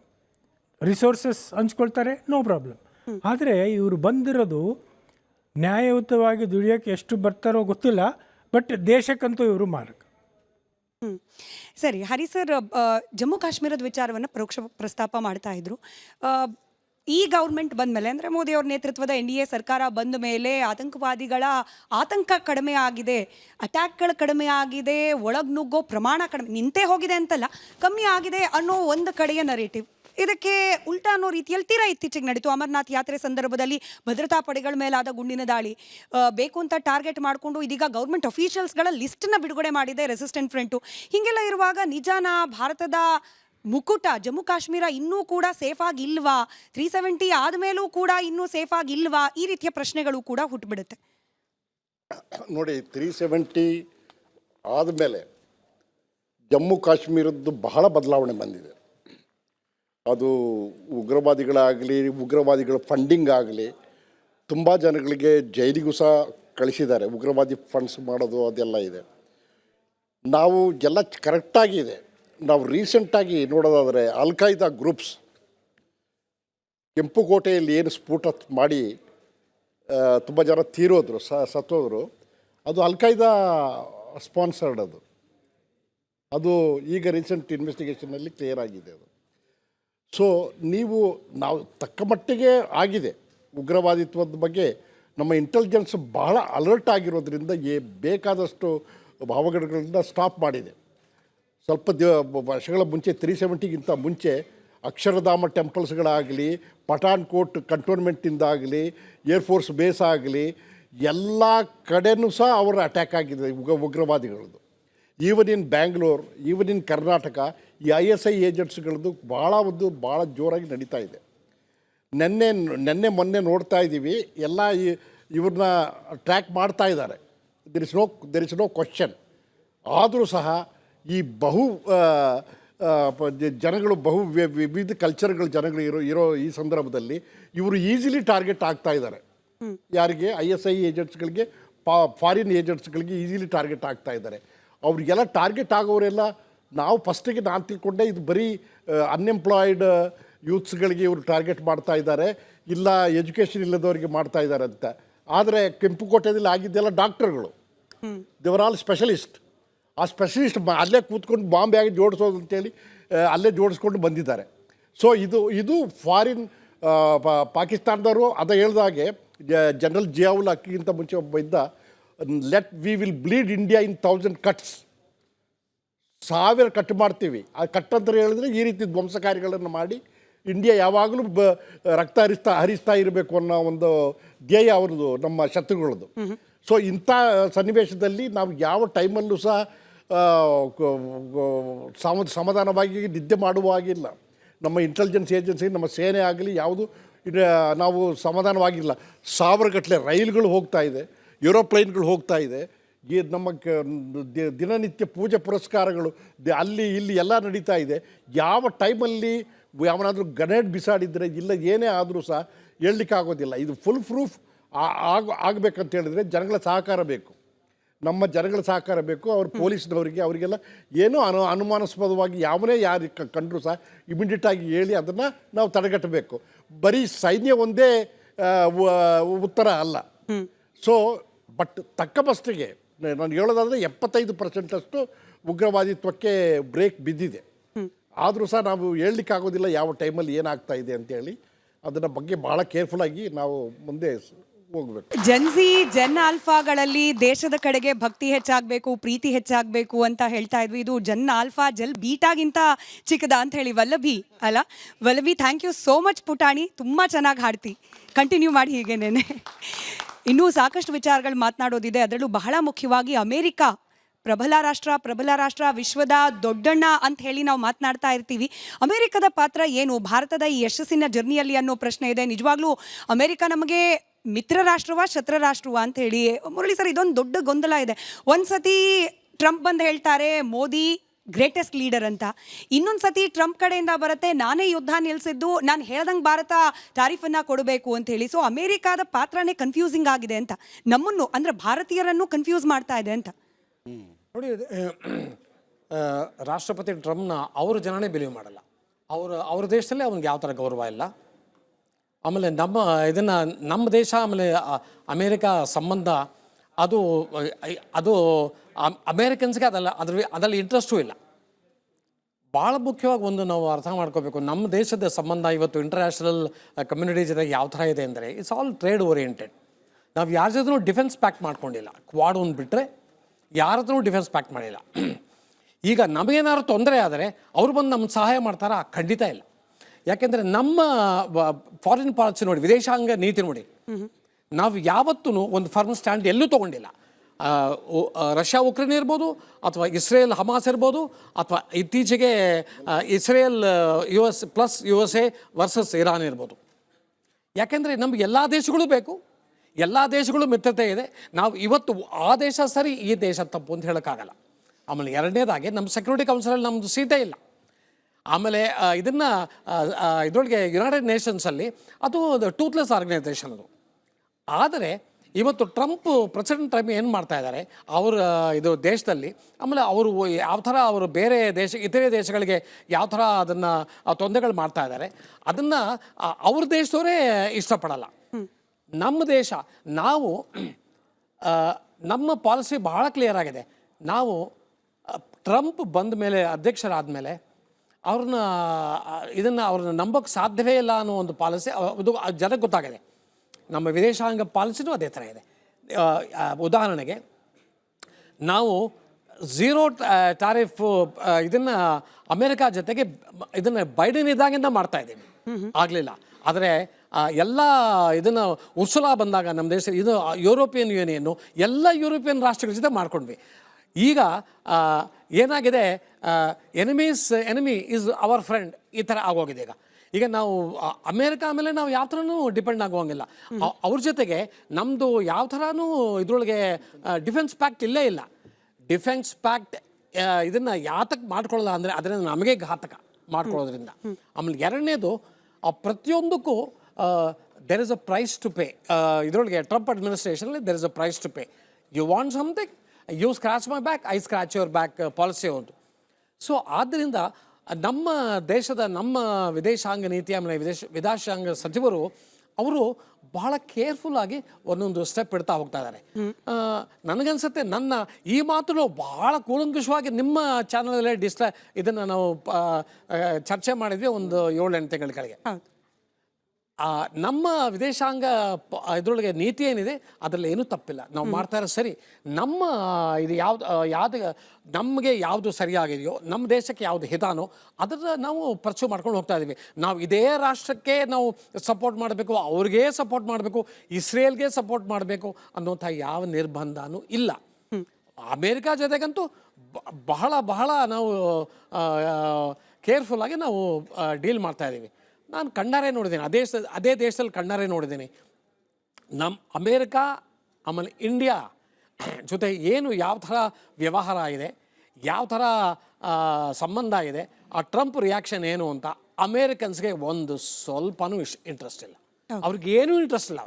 ಓಕೆ, ಒಂದು ಚಿಕ್ಕ ಬ್ರೇಕ್ ಹೋಗಿ ಬರೋ ಸಮಯ. ಬಹುಶಃ ಅಮೆರಿಕದ ಬಗ್ಗೆ ಮಾತನಾಡೋದು ಇನ್ನೊಂದು ಇದೆಯಾ ಅಂತ. ಇತ್ತೀಚೆಗೆ ಆಗಿರುವ ಬೆಳವಣಿಗೆ, ಟ್ಯಾರಿಫ್ ವಿಚಾರದಲ್ಲಿ ಪಾಸ್ ಮಾಡ್ಕೊಳ್ಳಿಕ್ಕೆ ಪ್ರಯತ್ನ ಮಾಡ್ತಾ ಇರುವ ಬಿಲ್ಲು ಇದೀಗ ನ್ಯಾಯಾಲಯದ ರೆಸ್ಟ್ರಿಕ್ಷನ್ ಅನ್ನ ಕೂಡ ಮೀರುವಂತಿದೆ ಅಮೆರಿಕದಲ್ಲಿ ಅನ್ನೋದೊಂದಿದೆ. ಅದು ಭಾರತಕ್ಕೆ ಪರಿಣಾಮ ಬೀರೋದಿಲ್ವಾ? ಇನ್ನು ನಮ್ಮದೇ ವಿಚಾರಕ್ಕೆ ಬರೋದಾದ್ರೆ, ಇವತ್ತು ದೇಶವನ್ನು ಉದ್ದೇಶಿಸಿ ಮೋದಿ ಅವರು ಮಾತನಾಡುವ ಸಂದರ್ಭದಲ್ಲಿ ದಿಮಾಗಿ ನಕ್ಸಲ್ ಅಂತ ಹೇಳಿ ಒಂದು ಪದವನ್ನು ಪ್ರಯೋಗ ಮಾಡಿದ್ದಾರೆ. ಇದರ ಅರ್ಥ ಏನು? ಈ ಜನ್ಸಿಗಳ ಹೋರಾಟ, ಪ್ರತಿಭಟನೆ, ಇದರಿಂದ ಭಾರತ ಕಲಿಬೇಕಾಗಿರೋ ಪಾಠ ಅಥವಾ ಕಲ್ತಿದ್ದ ಪಾಠ ಏನು? ಸಪ್ತಧಾರ ಸೂತ್ರಗಳನ್ನು ಕೊಟ್ಟಿದ್ದಾರೆ ಭಾರತದ ಅಭಿವೃದ್ಧಿ ಪಥಕ್ಕೆ. ಇದು ಇಂಪ್ಲಿಮೆಂಟ್ ಮಾಡೋದು ಹೇಗೆ? ಭಾರತಕ್ಕೆ ಸೇವೆ ಸಲ್ಲಿಸಿದ ಧೀಮಂತ ವೀರ ನಾಯಕರ ಜೊತೆಯಲ್ಲಿ ನಾವು ಮಾತುಕತೆಯನ್ನು ನಡೆಸ್ತಾ ಇದ್ದೀವಿ. ಹಾಗೆ ಅದರ ಜೊತೆಗೆ ಭಾರತಾಂಬೆಯನ್ನು ಸ್ತುತಿಸುವ ಗಾನಸುದೆ ಕೂಡ ನಿಮಗಾಗಿ ರಿಪಬ್ಲಿಕ್ ಕನ್ನಡ ಹೊತ್ತು ತಂದಿದೆ. ಮಾತನ್ನು ಮುಂದುವರಿಸ್ತಾ, ಬ್ರೇಕ್ಗಿಂತ ಮುಂಚೆ ನಾವು ಅಮೆರಿಕಾದ ಬಗ್ಗೆ ಮಾತನಾಡ್ತಾ ಇದ್ವಿ. ರಾಜೀವ್ ಸರ್, ಇತ್ತೀಚೆಗೆ ಅಮೆರಿಕದಲ್ಲಾದ ಬೆಳವಣಿಗೆಗಳು, ನ್ಯಾಯಾಲಯ was a restriction to Trump, ಮನಸೋ ಇಚ್ಛೆ ಟ್ಯಾರಿಫ್ಗಳನ್ನು ಹಾಕುವ ಸಲುವಾಗಿ. ಈಗ ಅದನ್ನೂ ಮೀರುವ ಪ್ರಯತ್ನವನ್ನು ಟ್ರಂಪ್ ನೇತೃತ್ವದ ಸರ್ಕಾರ ಮಾಡ್ತಾ ಇದೆ ಅನ್ನೋದು, ಇದನ್ನು ಭಾರತ ಯಾವ ರೀತಿ ಗಮನಿಸಬೇಕು? ಯಾಕಂತಂದ್ರೆ ಅಮೆರಿಕಾದ ಜೊತೆಗಿನ ಟ್ರೇಡ್ ಬಗ್ಗೆ ಈಗ ಆಲ್ರೆಡಿ ಆಂತರಿಕವಾಗಿ ಒಂದಷ್ಟು ಸಂಘರ್ಷ, ಹೋರಾಟಗಳು, ಪ್ರತಿಭಟನೆಗಳು ಕೂಡ ಇದೆ. ಸೊ ನಿಮ್ಮ ಅಬ್ಸರ್ವೇಷನ್ ಈ ಬಗ್ಗೆ ನೋಡಿ. ರಾಜೀವ್ ಸರ್ ಆದ್ಮೇಲೆ ನೀವು ಆ್ಯಡ್ ಮಾಡ್ಬೋದು. ರಾಜೀವ್ ಸರ್ ತಾವು ಹೇಳಂಗಿದ್ರೆ ಹೇಳಿ. ಕಣ್ಣಾರೆ ನೋಡಿರೋದು ಹೇಳ್ತಾ ಇದ್ದೀನಿ ಅಮೆರಿಕಾನಲ್ಲಿ. ಇದನ್ನು ಪ್ರೆಸಿಡೆಂಟ್ ಟ್ರಂಪ್ದು ಅವ್ರು ಏನೇನು ಪಾಲಿಸಿ ಇದೆ ಅದನ್ನೆಲ್ಲ ಅಪೋಸ್ ಮಾಡಿರೋದು ಯಾರು? ಅಪೋಸ್ ಮಾಡಿರೋದು ಬ್ಲೂ ಸ್ಟೇಟ್ಸ್ ಇನ್ ಅಮೆರಿಕ. ಯಾರು ಎಲ್ಲೆಲ್ಲಿ ಡೆಮೊಕ್ರೆಟಿಕ್ ಇದನ್ನು ಕ್ಯಾಂಡಿಡೇಟ್ಸ್ ಗೆದ್ದಿದ್ದಾರೆ ಅಲ್ಲಿಂದ ಕೇಸಸ್ ಫೈಲ್ ಮಾಡ್ತಾರೆ, ಅಲ್ಲಿಂದ ಗಲಾಟೆ ಶುರುವಾಗಿದೆ. ರೆಡ್ ಸ್ಟೇಟ್ಸು ಇವೊಂದು ಟ್ರಂಪ್ ಸ್ಟೇಟ್ಸು ಅಲ್ಲಿ ಏನೂ ಗಲಾಟೆ ಇಲ್ಲ. ಆದರೆ ಇವತ್ತು ನಮ್ಮ ದೇಶದ ಹುಡುಗರು, ನಮ್ಮ ದೇಶದ ಇದನ್ನು ಟೆಕ್ಕೀಸ್ ಅಂತಾರಲ್ಲ, ಟೆಕ್ಕೀಸ್ ಇರ್ಬೋದು ಅಥವಾ ನಮ್ಮ ದೇಶದ ಲೀಗಲ್ ಇಮಿಗ್ರೆಂಟ್ಸು ಇರೋದೆಲ್ಲ ಬ್ಲೂ ಸ್ಟೇಟ್ಸಲ್ಲಿ. ಸೊ ಅದರಿಂದ ಈಗ ಕೆಲವು ವಿಷಯಗಳಲ್ಲಿ ಇದನ್ನು ಸುಪ್ರೀಂ ಕೋರ್ಟು ಅದನ್ನು ಒಂದು ನಿರ್ಣಯ ತಗೋಬೋದು. ಯಾಕೆಂದರೆ ಸುಪ್ರೀಂ ಕೋರ್ಟಲ್ಲಿ ಎಲ್ಲ ಇಲ್ಲಿ ತನಕ ಇವನ ಕ್ಯಾಂಡಿಡೇಟ್ಸ್ ಇದ್ದರು. ಅದರಲ್ಲಿ ಒಬ್ಬ lady she has resigned also. ಆದರೆ ಅವನು ಮಾಡಿದ್ದ ಪಾಲಿಸಿಗೆ ಅಮೇರಿಕನ್ ಸಿಸ್ಟಮ್ ಏನು ಅಂದರೆ, ಅವನು ಮಾಡಿರೋ ಪಾಲಿಸಿನ ಕಾಂಗ್ರೆಸ್ಸು ಅಪ್ರೂವ್ ಮಾಡಬೇಕು. ಯಾಕೆಂದರೆ ಎವ್ರಿಥಿಂಗ್ ಇವೆಂಚುಲಿ ಇದು comes down to funding. So ಆ ಫಂಡಿಂಗು ಕಾಂಗ್ರೆಷನಲ್ ಫಂಡಿಂಗೇ ಆಗಬೇಕು. ಆದರೆ ಅವನಿಗೆ ಇವತ್ತು ಇದರೊಳಗೆ ಕಾಂಗ್ರೆಸ್ಸಲ್ಲಿ ಅವನ ಸೆನೆಟರ್ಸು, ಕಾಂಗ್ರೆಸ್ ಬಂದು ಸೆನೆಟರ್ಸು ಮ್ಯಾಕ್ಸಿಮಮ್ ಇದ್ದಾರೆ ಅವನಿಗೆ. ಆದರೆ ಅವನು ಮಾಡಿದ್ದ ಪಾಲಿಸಿಯಿಂದ ಏನಾಗ್ತಾಯಿದೆ, ಅವನದು ರೇಟಿಂಗ್ ಕಮ್ಮಿ ಆಗ್ತಾ ಇದೆ. ಯಾಕೆಂದರೆ ಅವನ ಮೇಲೆ ಈಗ 4 ಕೇಸಸ್ ಇವತ್ತು ಆ್ಯಸ್ ಆನ್ ಟುಡೇ ನಡೀತಾ ಇದೆ ಅವನ ಪಾಲಿಸೀಸ್ ಮೇಲೆ. ವೆದರ್ ಇದನ್ನು ಇಮಿಗ್ರೇಷನ್ ಪಾಲಿಸಿ ಇರ್ಬೋದು ಅಥವಾ ಟ್ಯಾರಿಫ್ ಪಾಲಿಸಿ ಇರ್ಬೋದು ಅಥವಾ ಗ್ರೀನ್ಲ್ಯಾಂಡ್ ಪನಾಮ ಪಾಲಿಸಿ ಇರ್ಬೋದು, ಅದ್ರ ಮೇಲೆ ನಡೀತಾ ಇದೆ. ಆದರೆ ಅವನು ಎಲ್ಲ ಇದರೊಳಗೆ ಈ ಲಾ ಸೂಟ್ಸಲ್ಲಿ ಅವನಿಗೆ ಸೋಲ್ಬೋದು ಅವನು ಅಂತ ಹೇಳೋಕ್ಕಾಗಲ್ಲ. ಅದರಿಂದ ನಮಗೆ ಏನಾದ್ರು ತೊಂದರೆ ಆಗುವಂತಹ ಸಾಧ್ಯತೆಗಳಿದೆಯಾ? ಖಂಡಿತ ಇಲ್ಲ. ಅದು ಅಮೇರಿಕ ಅನ್ನೋರಿಗೆ ವಿಪರೀತ ತೊಂದರೆ. ಅವನು ಪಾಲಿಸಿಯಿಂದ ಅವ್ರಿಗೆ ತೊಂದರೆ ಆಗಿದೆ. ಇವತ್ತು ಅವನು ಏನೇನು ಮಾಡಿದ್ದಾನೆ, ಇದರೊಳಗೆ 2 ತಿಂಗಳು ಏನು ಯುದ್ಧ ಆಗಿದೆ, ಅದರಿಂದ ಒಂಥರ ತತ್ತರಿಸಿ ಹೋಗಿದ್ದಾರೆ ಅಲ್ಲಿ ಜನ ಎಲ್ಲ. ಅವ್ರಿಗೆ ಜೀವನ ಕಷ್ಟ ಆಗಿದೆ. ಎಂಥ ಸಿಚುವೇಶನ್ ಅವರಿಗೆ ಅಂದರೆ, ಎಲ್ಲಿ ವೆಟ್ರನ್ಸ್ ಇದ್ದಾರೆ, ನಮಗಿವತ್ತು ನಮ್ಮನ್ನು ನೋಡ್ಕೊಳ್ಳೋರು ಇದ್ದಾರೆ ಈ ದೇಶದಲ್ಲಿ, ವೆಟ್ರನ್ಸ್ ನೋಡ್ಕೊಳ್ಳೋರು ಇದ್ದಾರೆ. ಅಲ್ಲಿ ವೆಟ್ರನ್ಸ್ ನೋಡ್ಕೊಳ್ಳೋರು ಇಲ್ಲ, ಅವರೆಲ್ಲ ಬೀದಿ ಮೇಲೆ ಬಂದುಬಿಟ್ಟಿದ್ದಾರೆ. ಅವ್ರಿಗೆ ಯಾವ ಥರ ಹೆಲ್ತ್ ಕೇರ್ ಇರೋಲ್ಲ, ಯಾವ ಥರ ಊಟ ಇಲ್ಲ, ತಿಂಡಿ ಇಲ್ಲ, ಈ ಥರ ಇದೆ. ಸೊ ಅವ್ರ ದೇಶದಲ್ಲಿ ಟ್ರಂಪು ಅವ್ನು ಮಾಡಿದ ಪಾಲಿಸಿಗಳ ಸರಿಯಾ ತಪ್ಪು. ಆದರೆ ಅವನು ಎಲ್ಲ ಲಾ ಸೂಟ್ಸ್ ಗೆಲ್ತಾನ ಅದು ಯಾರಿಗೂ ಗೊತ್ತಿಲ್ಲ. ಆದರೆ ಇವೆಲ್ಲ ಇದರಲ್ಲಿ ಮಿಡ್ ಟರ್ಮ್ ನವೆಂಬರ್ನಲ್ಲಿ ಗೊತ್ತಾಗುತ್ತೆ. ಯಾಕಂದರೆ ಇವತ್ತು ಅವನಿಗೆ 30% ಅವ್ನ ರೇಟಿಂಗ್ ಇದೆ ಇವತ್ತು ಅವನಿಗೆ ಅಮೇರಿಕಾನಲ್ಲಿ. ಸೊ ಅವನ ಪಾಲಿಸಿಗಳು ಯಾವ ಥರ ಇದನ್ನು ಅಮೇರಿಕಾ ಇದರಲ್ಲಿ ಪ್ರಜೆಗಳಿಗೆ ಎಫೆಕ್ಟ್ ಆಗಿದೆ ಅನ್ನೋದು ನಮಗೆ ಗೊತ್ತಾಗುತ್ತೆ. ಆದರೆ ನಮಗೆ ಅದರಿಂದ ಏನಾದರೂ ತೊಂದರೆ ಆಗೋದು ಸಾಧ್ಯವೇ? ಸರ್, ಇದು ಅಮೆರಿಕದ ಆಂತರಿಕ ವಿಚಾರ ಆಯಿತು. ಭಾರತ ಅದ್ರ ಬಗ್ಗೆ ತಲೆ ಕೆಡಿಸ್ಕೊಳ್ಳೋದು ಬೇಡ ಅಂತ ಹೇಳಿ ಮುರಳಿ ಸರ್ ಹೇಳ್ತಾ ಇದ್ರು. ಬಟ್ ಭಾರತದ ಪರ್ಸ್ಪೆಕ್ಟಿವ್ ಅಲ್ಲಿ ನೋಡಿದಾಗ ಇಲ್ಲಿನ ಅಪೋಸಿಷನ್ ಕೇಳ್ತಾ ಇರುವ ಪ್ರಶ್ನೆಗಳು, ಇಲ್ಲಿನ ರೈತಪರ ಸಂಘಟನೆಗಳು ಮಾಡ್ತಾ ಇರುವ ಹೋರಾಟ, ಅದ್ರ ಹಿಂದಿರುವ ಉದ್ದೇಶಗಳು, ಇದ್ರ ಬಗ್ಗೆ ಹೇಳೋದಾದ್ರೆ ರಾಜೀವ್ ಸರ್. ನೋಡಿ, ಈಗ ಹೆಚ್ಚಾಗಿ ನಾವು ಮಾತಾಡೋದೆಲ್ಲ ಅಮೇರಿಕೆಯಿಂದ ಬರ್ತಾ ಇರೋ ತೊಂದರೆ ಎಲ್ಲ ಒಬ್ಬ ಮನುಷ್ಯನಿಂದ ಅಂತ ಒಂದು ನೆರೆಟಿವ್ ಬರ್ತಾ ಇದೆ, ಮೂಡ್ ಬರ್ತಾ ಇದೆ. ನನ್ನ ಪ್ರಕಾರ ಆ ಥರ ನಾವು ಒಬ್ಬನ ಮೇಲೆ ಅದು ಪ್ರಯೋಗ ಮಾಡೋದು ತಪ್ಪು ಅಂತ ಅನಿಸುತ್ತೆ. ಎಲ್ಲ ದೇಶಗಳಲ್ಲೂ ಒಂದು ಡೀಪ್ ಸ್ಟೇಟ್ ಅನ್ನೋ ಒಂದು ಸ್ಟ್ರಕ್ಚರ್ ಇರುತ್ತೆ. ಅಮೇರಿಕಲ್ಲಿ ಅದು ತುಂಬ ಆಳದಲ್ಲಿ ಕೂಡಿದೆ. ಆ ಡೀಪ್ ಸ್ಟೇಟ್ ನಡೆಸುತ್ತೆ ಆ ದೇಶ. ಸೊ ಇವತ್ತು ಟ್ರಂಪ್ ಇರ್ಬೋದು, ನಾಳೆ ಇನ್ಯಾವನೋ ಬರ್ಬೋದು, ಬುಷ್ ಜೂನಿಯರೋ ಟ್ರಂಪ್ ಜೂನಿಯರೋ ಬರ್ಬೋದು. ವ್ಯತ್ಯಾಸ ಆಗೋದು 19-20 ಮಾತ್ರ. ಯಾಕೆ ಅಂದರೆ ಭೂಮಂಡಲದಲ್ಲಿ ಇವತ್ತು ದೊಡ್ಡಣ್ಣ ಅಂತ ಯಾರು ಅಮೇರಿಕ ಇತ್ತು ಒಂದು 1991 ಆದಮೇಲೆ, ಆ ಒಂದು ಪೊಸಿಷನ್ ಕುಗ್ತಾ ಇದೆ. ಕುಗ್ತಾ ಇರೋ ಮನುಷ್ಯ ಅಥವಾ ಕುಗ್ತಾ ಇರೋ ಸಾಮ್ರಾಜ್ಯ ತನ್ನ ಸಾಮ್ರಾಜ್ಯವನ್ನು ಉಳಿಸ್ಕೊಳ್ಳಿಕ್ಕೆ ಹಲವಾರು ಪ್ರಯತ್ನಗಳು ಮಾಡ್ತಾನೆ. ನೀರಿನಲ್ಲಿ ಮುಳುಗ್ತಾ ಇರೋ ಮನುಷ್ಯ ಏನು ಬೇಕಾದ್ರೂ ಮಾಡ್ತಾನೆ ತನ್ನ ಜೀವನ ಉಳಿಸ್ಕೊಳ್ಳಿಕ್ಕೆ. ಆ ಒಂದು ಪ್ರಯತ್ನದಲ್ಲಿ ಭಾರತದ ಮೇಲೂ ಒಂದು ಟ್ಯಾರಿಫೋ ಏನೋ ಒಂದು ಬರ್ತಾನೆ ಇರುತ್ತೆ. ಇದು ನಿಲ್ಲಿಸ್ಲಿಕ್ಕಾಗಲ್ಲ. ಇದು ಟ್ರಂಪ್ ಅಂತಲ್ಲ, ಯಾರೇ ಬಂದರೂ ಇದೇ ಆಗೋದು. ಎರಡನೇದಾಗಿ ಭಾರತ ದೇಶ ಹೆದರಬೇಕಾಗಿರೋದು ಎಕನಾಮಿಕ್ ಟ್ಯಾರಿಫ್ಸಿಂದ ಅಲ್ಲ. MDH ದಮ್ ಆಲು, ನಾಲ್ ತಡ್ಕ ಮತ್ತು ಮಶ್ರೂಮ್ ಮಸಾಲೆ. MDH ನಿಂದ ಊಟ ಪ್ರತಿ ಸಲ ಸ್ವಾದಿಷ್ಟಕರ. MDH ಯಾವಾಗಲೂ ನಿಮ್ಗೆ ಹೊಸ ರುಚಿ ನೀಡಲು ಪ್ರತಿಬದ್ಧವಾಗಿದೆ. ನಾವು 1990 ಆದಮೇಲೆ ಒಂದು ಪಾಶ್ಚಾತ್ಯ ಸಂಸ್ಕೃತಿ ಏನು ನಾವು ಅಳವಡಿಸಿದ್ದೀವಿ, ಅದರಿಂದ ಏನಾಗಿದೆ, 50-60% we have become a western civilisation with an Indian flag. Okay, ನಾವು ಸೌತ್ ಕೊರಿಯಾ ಕಡೆ ಹೋಗ್ತಾ ಇದೀವಿ, ಟಿಲ್ಟ್ ಆಗ್ತಿದ್ವಿ. South Korea is a vassal state. ಅದನ್ನು ಕಂಟ್ರಿ ಅಂತ ಹೇಳ್ಬೋದೇ ಹೊರತು ದೇ ಏಪ್ ದ ವೆಸ್ಟ್. 1990 ಆದಮೇಲೆ ಫಾರ್ ಮೆಟೀರಿಯಲಿಸ್ಟಿಕ್ ರೀಸನ್ಸ್ ನಾವೆಲ್ಲರೂ, ಇದು ಒಬ್ಬರು ಅಂತಲ್ಲ, ಸಮಾಜವಾಗಿ ನಾವೆಲ್ಲರೂ ಉಡುಗೆಯಲ್ಲಾಗಲಿ, ತೊಡುಗೆಯಲ್ಲಾಗಲಿ, ಭಾಷೆಯಲ್ಲಾಗಲಿ ಎಲ್ಲ ಕಡೆನೂ ನಾವು ಪಾಶ್ಚಾತ್ಯ ಸಂಸ್ಕೃತಿ ಕಡೆಗೆ ಹೋಗಿದ್ವಿ. ಆಹಾರ ಪದ್ಧತಿ, ಜೀವನ ಶೈಲಿನೂ ಹಾಗೆ ಆಗಿದೆ. KFC ಅನ್ನೋ ಔಟ್ಲೆಟ್ಟು ಬೆಂಗಳೂರಲ್ಲಿ 6:30, 7 ಗಂಟೆ 7:30ಗೆ ರಶ್ ಇರುತ್ತೆ. ರೇಡ್ಗಳಾದ್ರೂ ಮತ್ತೆ ಹೋಗ್ತಾರೆ ಜನ. ಸೊ ಹಾಗಾಗಿ ನಾವೊಂದು ಸಮಾಜದಲ್ಲಿ ಮತ್ತೆ ನಮ್ಮ ಒಂದು ಸಂಸ್ಕೃತಿನ ಮತ್ತೆ ಒಂದು ಹುರಿದುಂಬಿಸ್ಬೇಕು. ಹೋಗೊಂದು 5ರಿಂದ 10 ವರ್ಷದಲ್ಲಿ ಒಂದು ಪ್ರಯತ್ನ ನಡೀತಾ ಇದೆ. ಅದು ಇನ್ನೂ ಚಿಗುರಾಗಿದೆ, ಅದು ದೊಡ್ಡ ಮರ ಆಗಬೇಕು.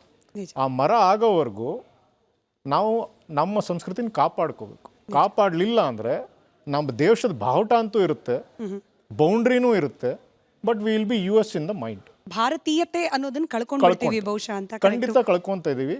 ಇದು ಅದು ಹೇಳಿದ್ನಲ್ಲ ನಾನು, ಒಂದು ಮರಕ್ಕೆ ಗೆದ್ಲು ಹಿಡ್ದಂಗಿದು ಸಂಸ್ಕೃತಿ ಹೋಗ್ತಾ ಇದೆ.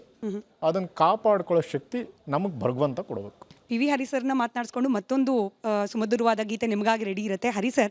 ಬಟ್ ನೋಡಿ, ಅಮೆರಿಕ ವಿಚಾರದಲ್ಲೂ ಕೂಡ ನೆರೇಟಿವ್ ಅನ್ನೋದು ನಿಲ್ಲಿಲ್ಲ. ಟ್ರಂಪ್ ಹೇಳ್ತಾನೆ ಯುದ್ಧ ನಿಲ್ಸಿದ್ ನಾನೇನೆ, ನಾನು ಹೇಳಿದ ತಕ್ಷಣ ಮೋದಿ ಕೇಳಿದ್ರು ಅನ್ನೋದನ್ನು ಕೂಡ ನಂಬುವವರು, ಅದೇ ಕರೆಕ್ಟ್ ಅನ್ನುವವರು ಇದ್ದಾರೆ. ಇನ್ನು ಫ್ಯೂಯಲ್ ಪರ್ಚೇಸ್ ವಿಚಾರದಲ್ಲೂ ಕೂಡ ಅಮೆರಿಕದ ತಾಳಕ್ಕೆ ಕುಣಿತಾ ಇದೆ ಭಾರತ. ಡಿಪ್ಲೊಮೆಸಿ ವಿಚಾರದಲ್ಲೂ ಕೂಡ ಅಮೆರಿಕದ ಭಯದಲ್ಲಿದೆ ಭಾರತ. ಇಂಥ ನೆರೇಟಿವ್ಗಳು ಕೂಡ ಇದ್ದೇ ಇದೆ ಸಮಾಜದಲ್ಲಿ ಅಂತ. ಇಲ್ಲಮ್ಮ, ನನಗೆ ಅನಿಸೋದಿಲ್ಲ. ಯಾಕೆಂದರೆ ಅಮೆರಿಕದ ಭಯದಲ್ಲಿ ನಾವ್ಯಾಕೆ ಇರಬೇಕು? ನಮ್ಮ ಯಾವ ವಿದೇಶಾಂಗ ನೀತಿನೂ ಸಹ ನಾವು ಸರಿ ಹೇಳಿದ ಹಾಗೆ ಈಕ್ವಲ್ ಆಗಿ ಇಟ್ಟಿದ್ದೀವಿ ಎಲ್ಲರಿಗೂ. ನಿರ್ಲಿಪ್ತ ಅಲಿಪ್ತ ನೀತಿಯಲ್ಲೇ ಇದ್ದೀವಿ. So we don't have to bother much about America. ನಾವು ಒಂದು ವಿಷಯ ಮಾತ್ರ ತಿಳ್ಕೊಳ್ಳಿ, ಏನು ಒಪಿನಿಯನ್ ಆಗಿ ಈ ಇಂಟರ್ನಲ್ ಏನು ಒಪಿನಿಯನ್ ಇದೆ ನಮ್ಮದು, ಅದು ಸತ್ಯ ಅಲ್ಲ. ಅದು ಅವ್ರಿಗೆ ಅನುಕೂಲವಾದ ಹಾಗೆ ಅವರು ಮಾತುಗಳನ್ನು ತಿರ್ಸ್ತಾ ಇದ್ದಾರೆ. ನಾನು ಹೇಳ್ದಲ್ಲ ಮುಂಚೆ, ಮಧ್ಯಸ್ಥಿಗೆ ವಹಿಸಬೇಕು, ಈ ಗಲ್ಫ್ ವಾರಿಗೆ ಇಂಡಿಯಾ ಯಾಕೆ ಹೋಗಿಲ್ಲ ಅಂತೇಳಿ. ಅಲ್ಲಿ ಜೈಶಂಕರ್ ಅಂತಹ ಒಂದು ಮಹಾರಥಿ ಕೂತಿದ್ದಾರೆ ಅಲ್ಲಿ. ಅವರು ಮಾಡುವ ಪ್ರತಿ ಒಂದು ಯೋಚನೆ ಮಾಡಿನೇ ಮಾಡ್ತಿರೋದು. ನೀವು ಅದು ಅರ್ಥ ಮಾಡ್ಕೋಬೇಕು ಎಲ್ಲರೂ. ಇದು ನಾವು ಅಮೆರಿಕದ ಬಗ್ಗೆ ನಾವೇನು ಭಯಪಡುವಂಥ ಅಗತ್ಯವೇ ಇಲ್ಲ. ನಾವು ಸೆಲ್ಫ್ ಸಫಿಷಿಯೆಂಟ್ ಆಗಿದ್ದೇವೆ. ಸರ್ ಹೇಳಿದಾಗ ಡಿಫೆನ್ಸ್ ಪ್ಯಾಕ್ಟ್ಸ್ ಇಲ್ಲ ಅವ್ರ ಜೊತೆಯಲ್ಲಿ.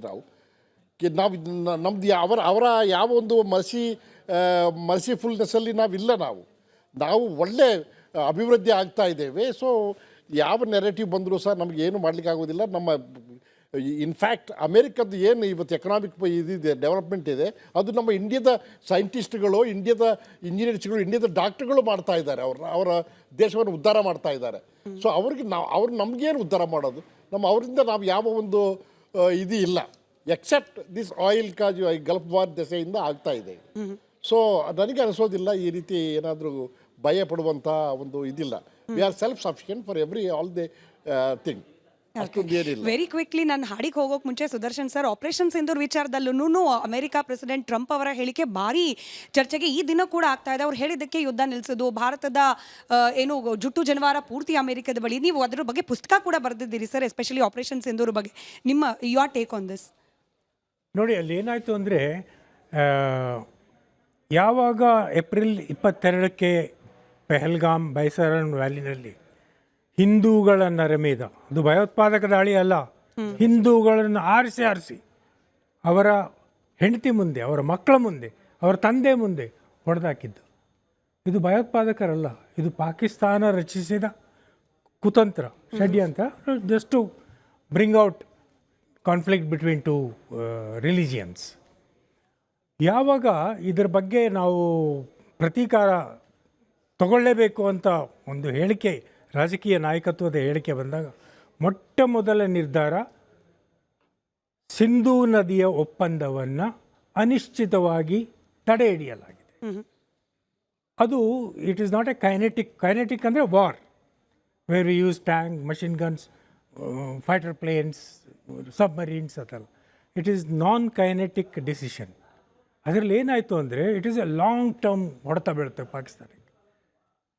ನಾವು ಯಾವಾಗ ಅವ್ರು ನೀರು ನಿಲ್ಲಿಸ್ತೀವಿ, ಯಾವಾಗ ಬಿಟ್ಬಿಡ್ಬೇಕು ಆವಾಗಲೂ ಬಿಡ್ತೀವಿ. ಅಂದರೆ the control is with us. ಇದು ನಾವೇನು ದೊಡ್ಡ ಗುಂಡಾಗಿರಿ ಮಾಡ್ತಾ ಇಲ್ಲ. ಇದೊಂದು ಐತಿಹಾಸಿಕವಾಗಿ ನಡೆದ ಪ್ರಮಾದ. 65% ಜಾಸ್ತಿ ನೀರು ಪಾಕಿಸ್ತಾನಕ್ಕೆ ಹೋಗ್ತಾ ಇದೆ, ಇನ್ನು ಉಳಿದಿದ್ದು ನಮಗೆ. ಅದರಲ್ಲೂ ನಾವು ಸರಿಯಾಗಿ ಉಪಯೋಗಿಸ್ಕೊಳ್ಳಿಲ್ಲ. ಈಗ ಅದನ್ನು ಸರಿಪಡಿಸುವ ಕಾಲ ಬಂತು, ರಾಜಕೀಯ ನಾಯಕತ್ವ ನಿರ್ಧಾರ ತಗೊಳ್ತು, ಅದನ್ನು ಮುಗಿಸಿತು. ಇನ್ನು ನೆಕ್ಸ್ಟ್ ಅವರು ಭಯೋತ್ಪಾದಕ ಎಲ್ಲಿ ಉತ್ಪತ್ತಿ ಆಗುತ್ತೆ ಅಲ್ಲಿ ಟಾರ್ಗೆಟ್ ಸೆಲೆಕ್ಷನ್ ಆಯಿತು. ಒಟ್ಟು 9 ಟಾರ್ಗೆಟನ್ನು ಹೊಡೆಯೋಕ್ಕೆ ಸಮಯ ಯಾವಾಗ ಗೊತ್ತಾಯ್ತಾ? ಮಧ್ಯರಾತ್ರಿ 1 ಗಂಟೆ 5 ನಿಮಿಷ. ಈ 1 ಗಂಟೆ 5 ನಿಮಿಷದ ದಾಳಿಗೆ ತಯಾರಿಯಾಗಿದ್ದು, ಮೊದಲ ಸುತ್ತಿನ ತಯಾರಿ ಆಗಿದ್ದು ಎಲ್ಲ ಬಾರ್ಡ್ರಲ್ಲೆಲ್ಲ ನಮ್ಮ ಚಿತ್ರದುರ್ಗದಲ್ಲಿ. ಇದೆಲ್ಲ ಭಾಳ ಜನಕ್ಕೆ ಗೊತ್ತಿಲ್ಲ, ಪುಸ್ತಕ ಓದಿ ಗೊತ್ತಾಗುತ್ತೆ. ಸೊ ಇದನ್ನು ಯಾವಾಗ ಈ ಕೈನೆಟಿಕ್ ವಾರ್ ಶುರುವಾಯಿತು ಆವಾಗ 9 ಟೆರರ್ ಹೈಡ್ಔಟ್ಸ್ ಹೊಡೆದಾಕಿದ್ರು. ಒಂದು ಮಧ್ಯರಾತ್ರಿ 1:15 ಗಂಟೆ. ಯಾಕೆ ಅಂದರೆ ಅಲ್ಲಿ ಒಂದು ಫ್ಲೈಯಿಂಗ್ ರೆಡಾರ್ ಪಾಕಿಸ್ತಾನದ್ದು, ಅದನ್ನು ಐ ಇನ್ ದ ಸ್ಕೈ ಅಂತ ಕರೆ, ಅದು ಗಸ್ತು ಹೊಡಿತಾ ಇರುತ್ತೆ 6 ಗಂಟೆ 7 ಗಂಟೆ 8 ಗಂಟೆ. ಅದು ನಿಜ ಒಂದು ಟೈಮಿಗೆ ಅದು ಕೆಳಗಿಳಿದು ರಿಫಿಲ್ಲಿಂಗ್ ಮಾಡ್ಕೋಬೇಕು ಅಥವಾ ಬೇರೆ ಇನ್ನೊಂದು ವಿಮಾನ ಬರಬೇಕು. ಆ ಒಂದು ಗ್ಯಾಪ್ ಯೂಸ್ ಮಾಡಿಕೊಂಡ್ರು. ನಾರ್ಮಲಿ ಯುದ್ಧಗಳು ಪ್ರಾರಂಭವಾಗೋದು first light of the day, ಅಂದರೆ ಸೂರ್ಯೋದಯ ಆಗುವ ಒಂದು ಆಸ್ಪಾಸ್ನಲ್ಲಿ.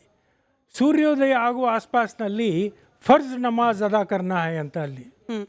ಅಂದರೆ ಇವ್ರು ಹೊಡಿಬೇಕಾಗಿರೋದು ಮಸೀದಿಗಳು, ಫರ್ಜ್ ನಮಾಜ್ ಅಲ್ಲೇ ಮಸೀದಿನಲ್ಲಾದರೆ it will be a big international problem. So ಹಾಗಾಗಿ 1 ಗಂಟೆ 5 ನಿಮಿಷಕ್ಕೆ ಮೊದಲನೇ ಅಟ್ಯಾಕ್ ಆಯಿತು.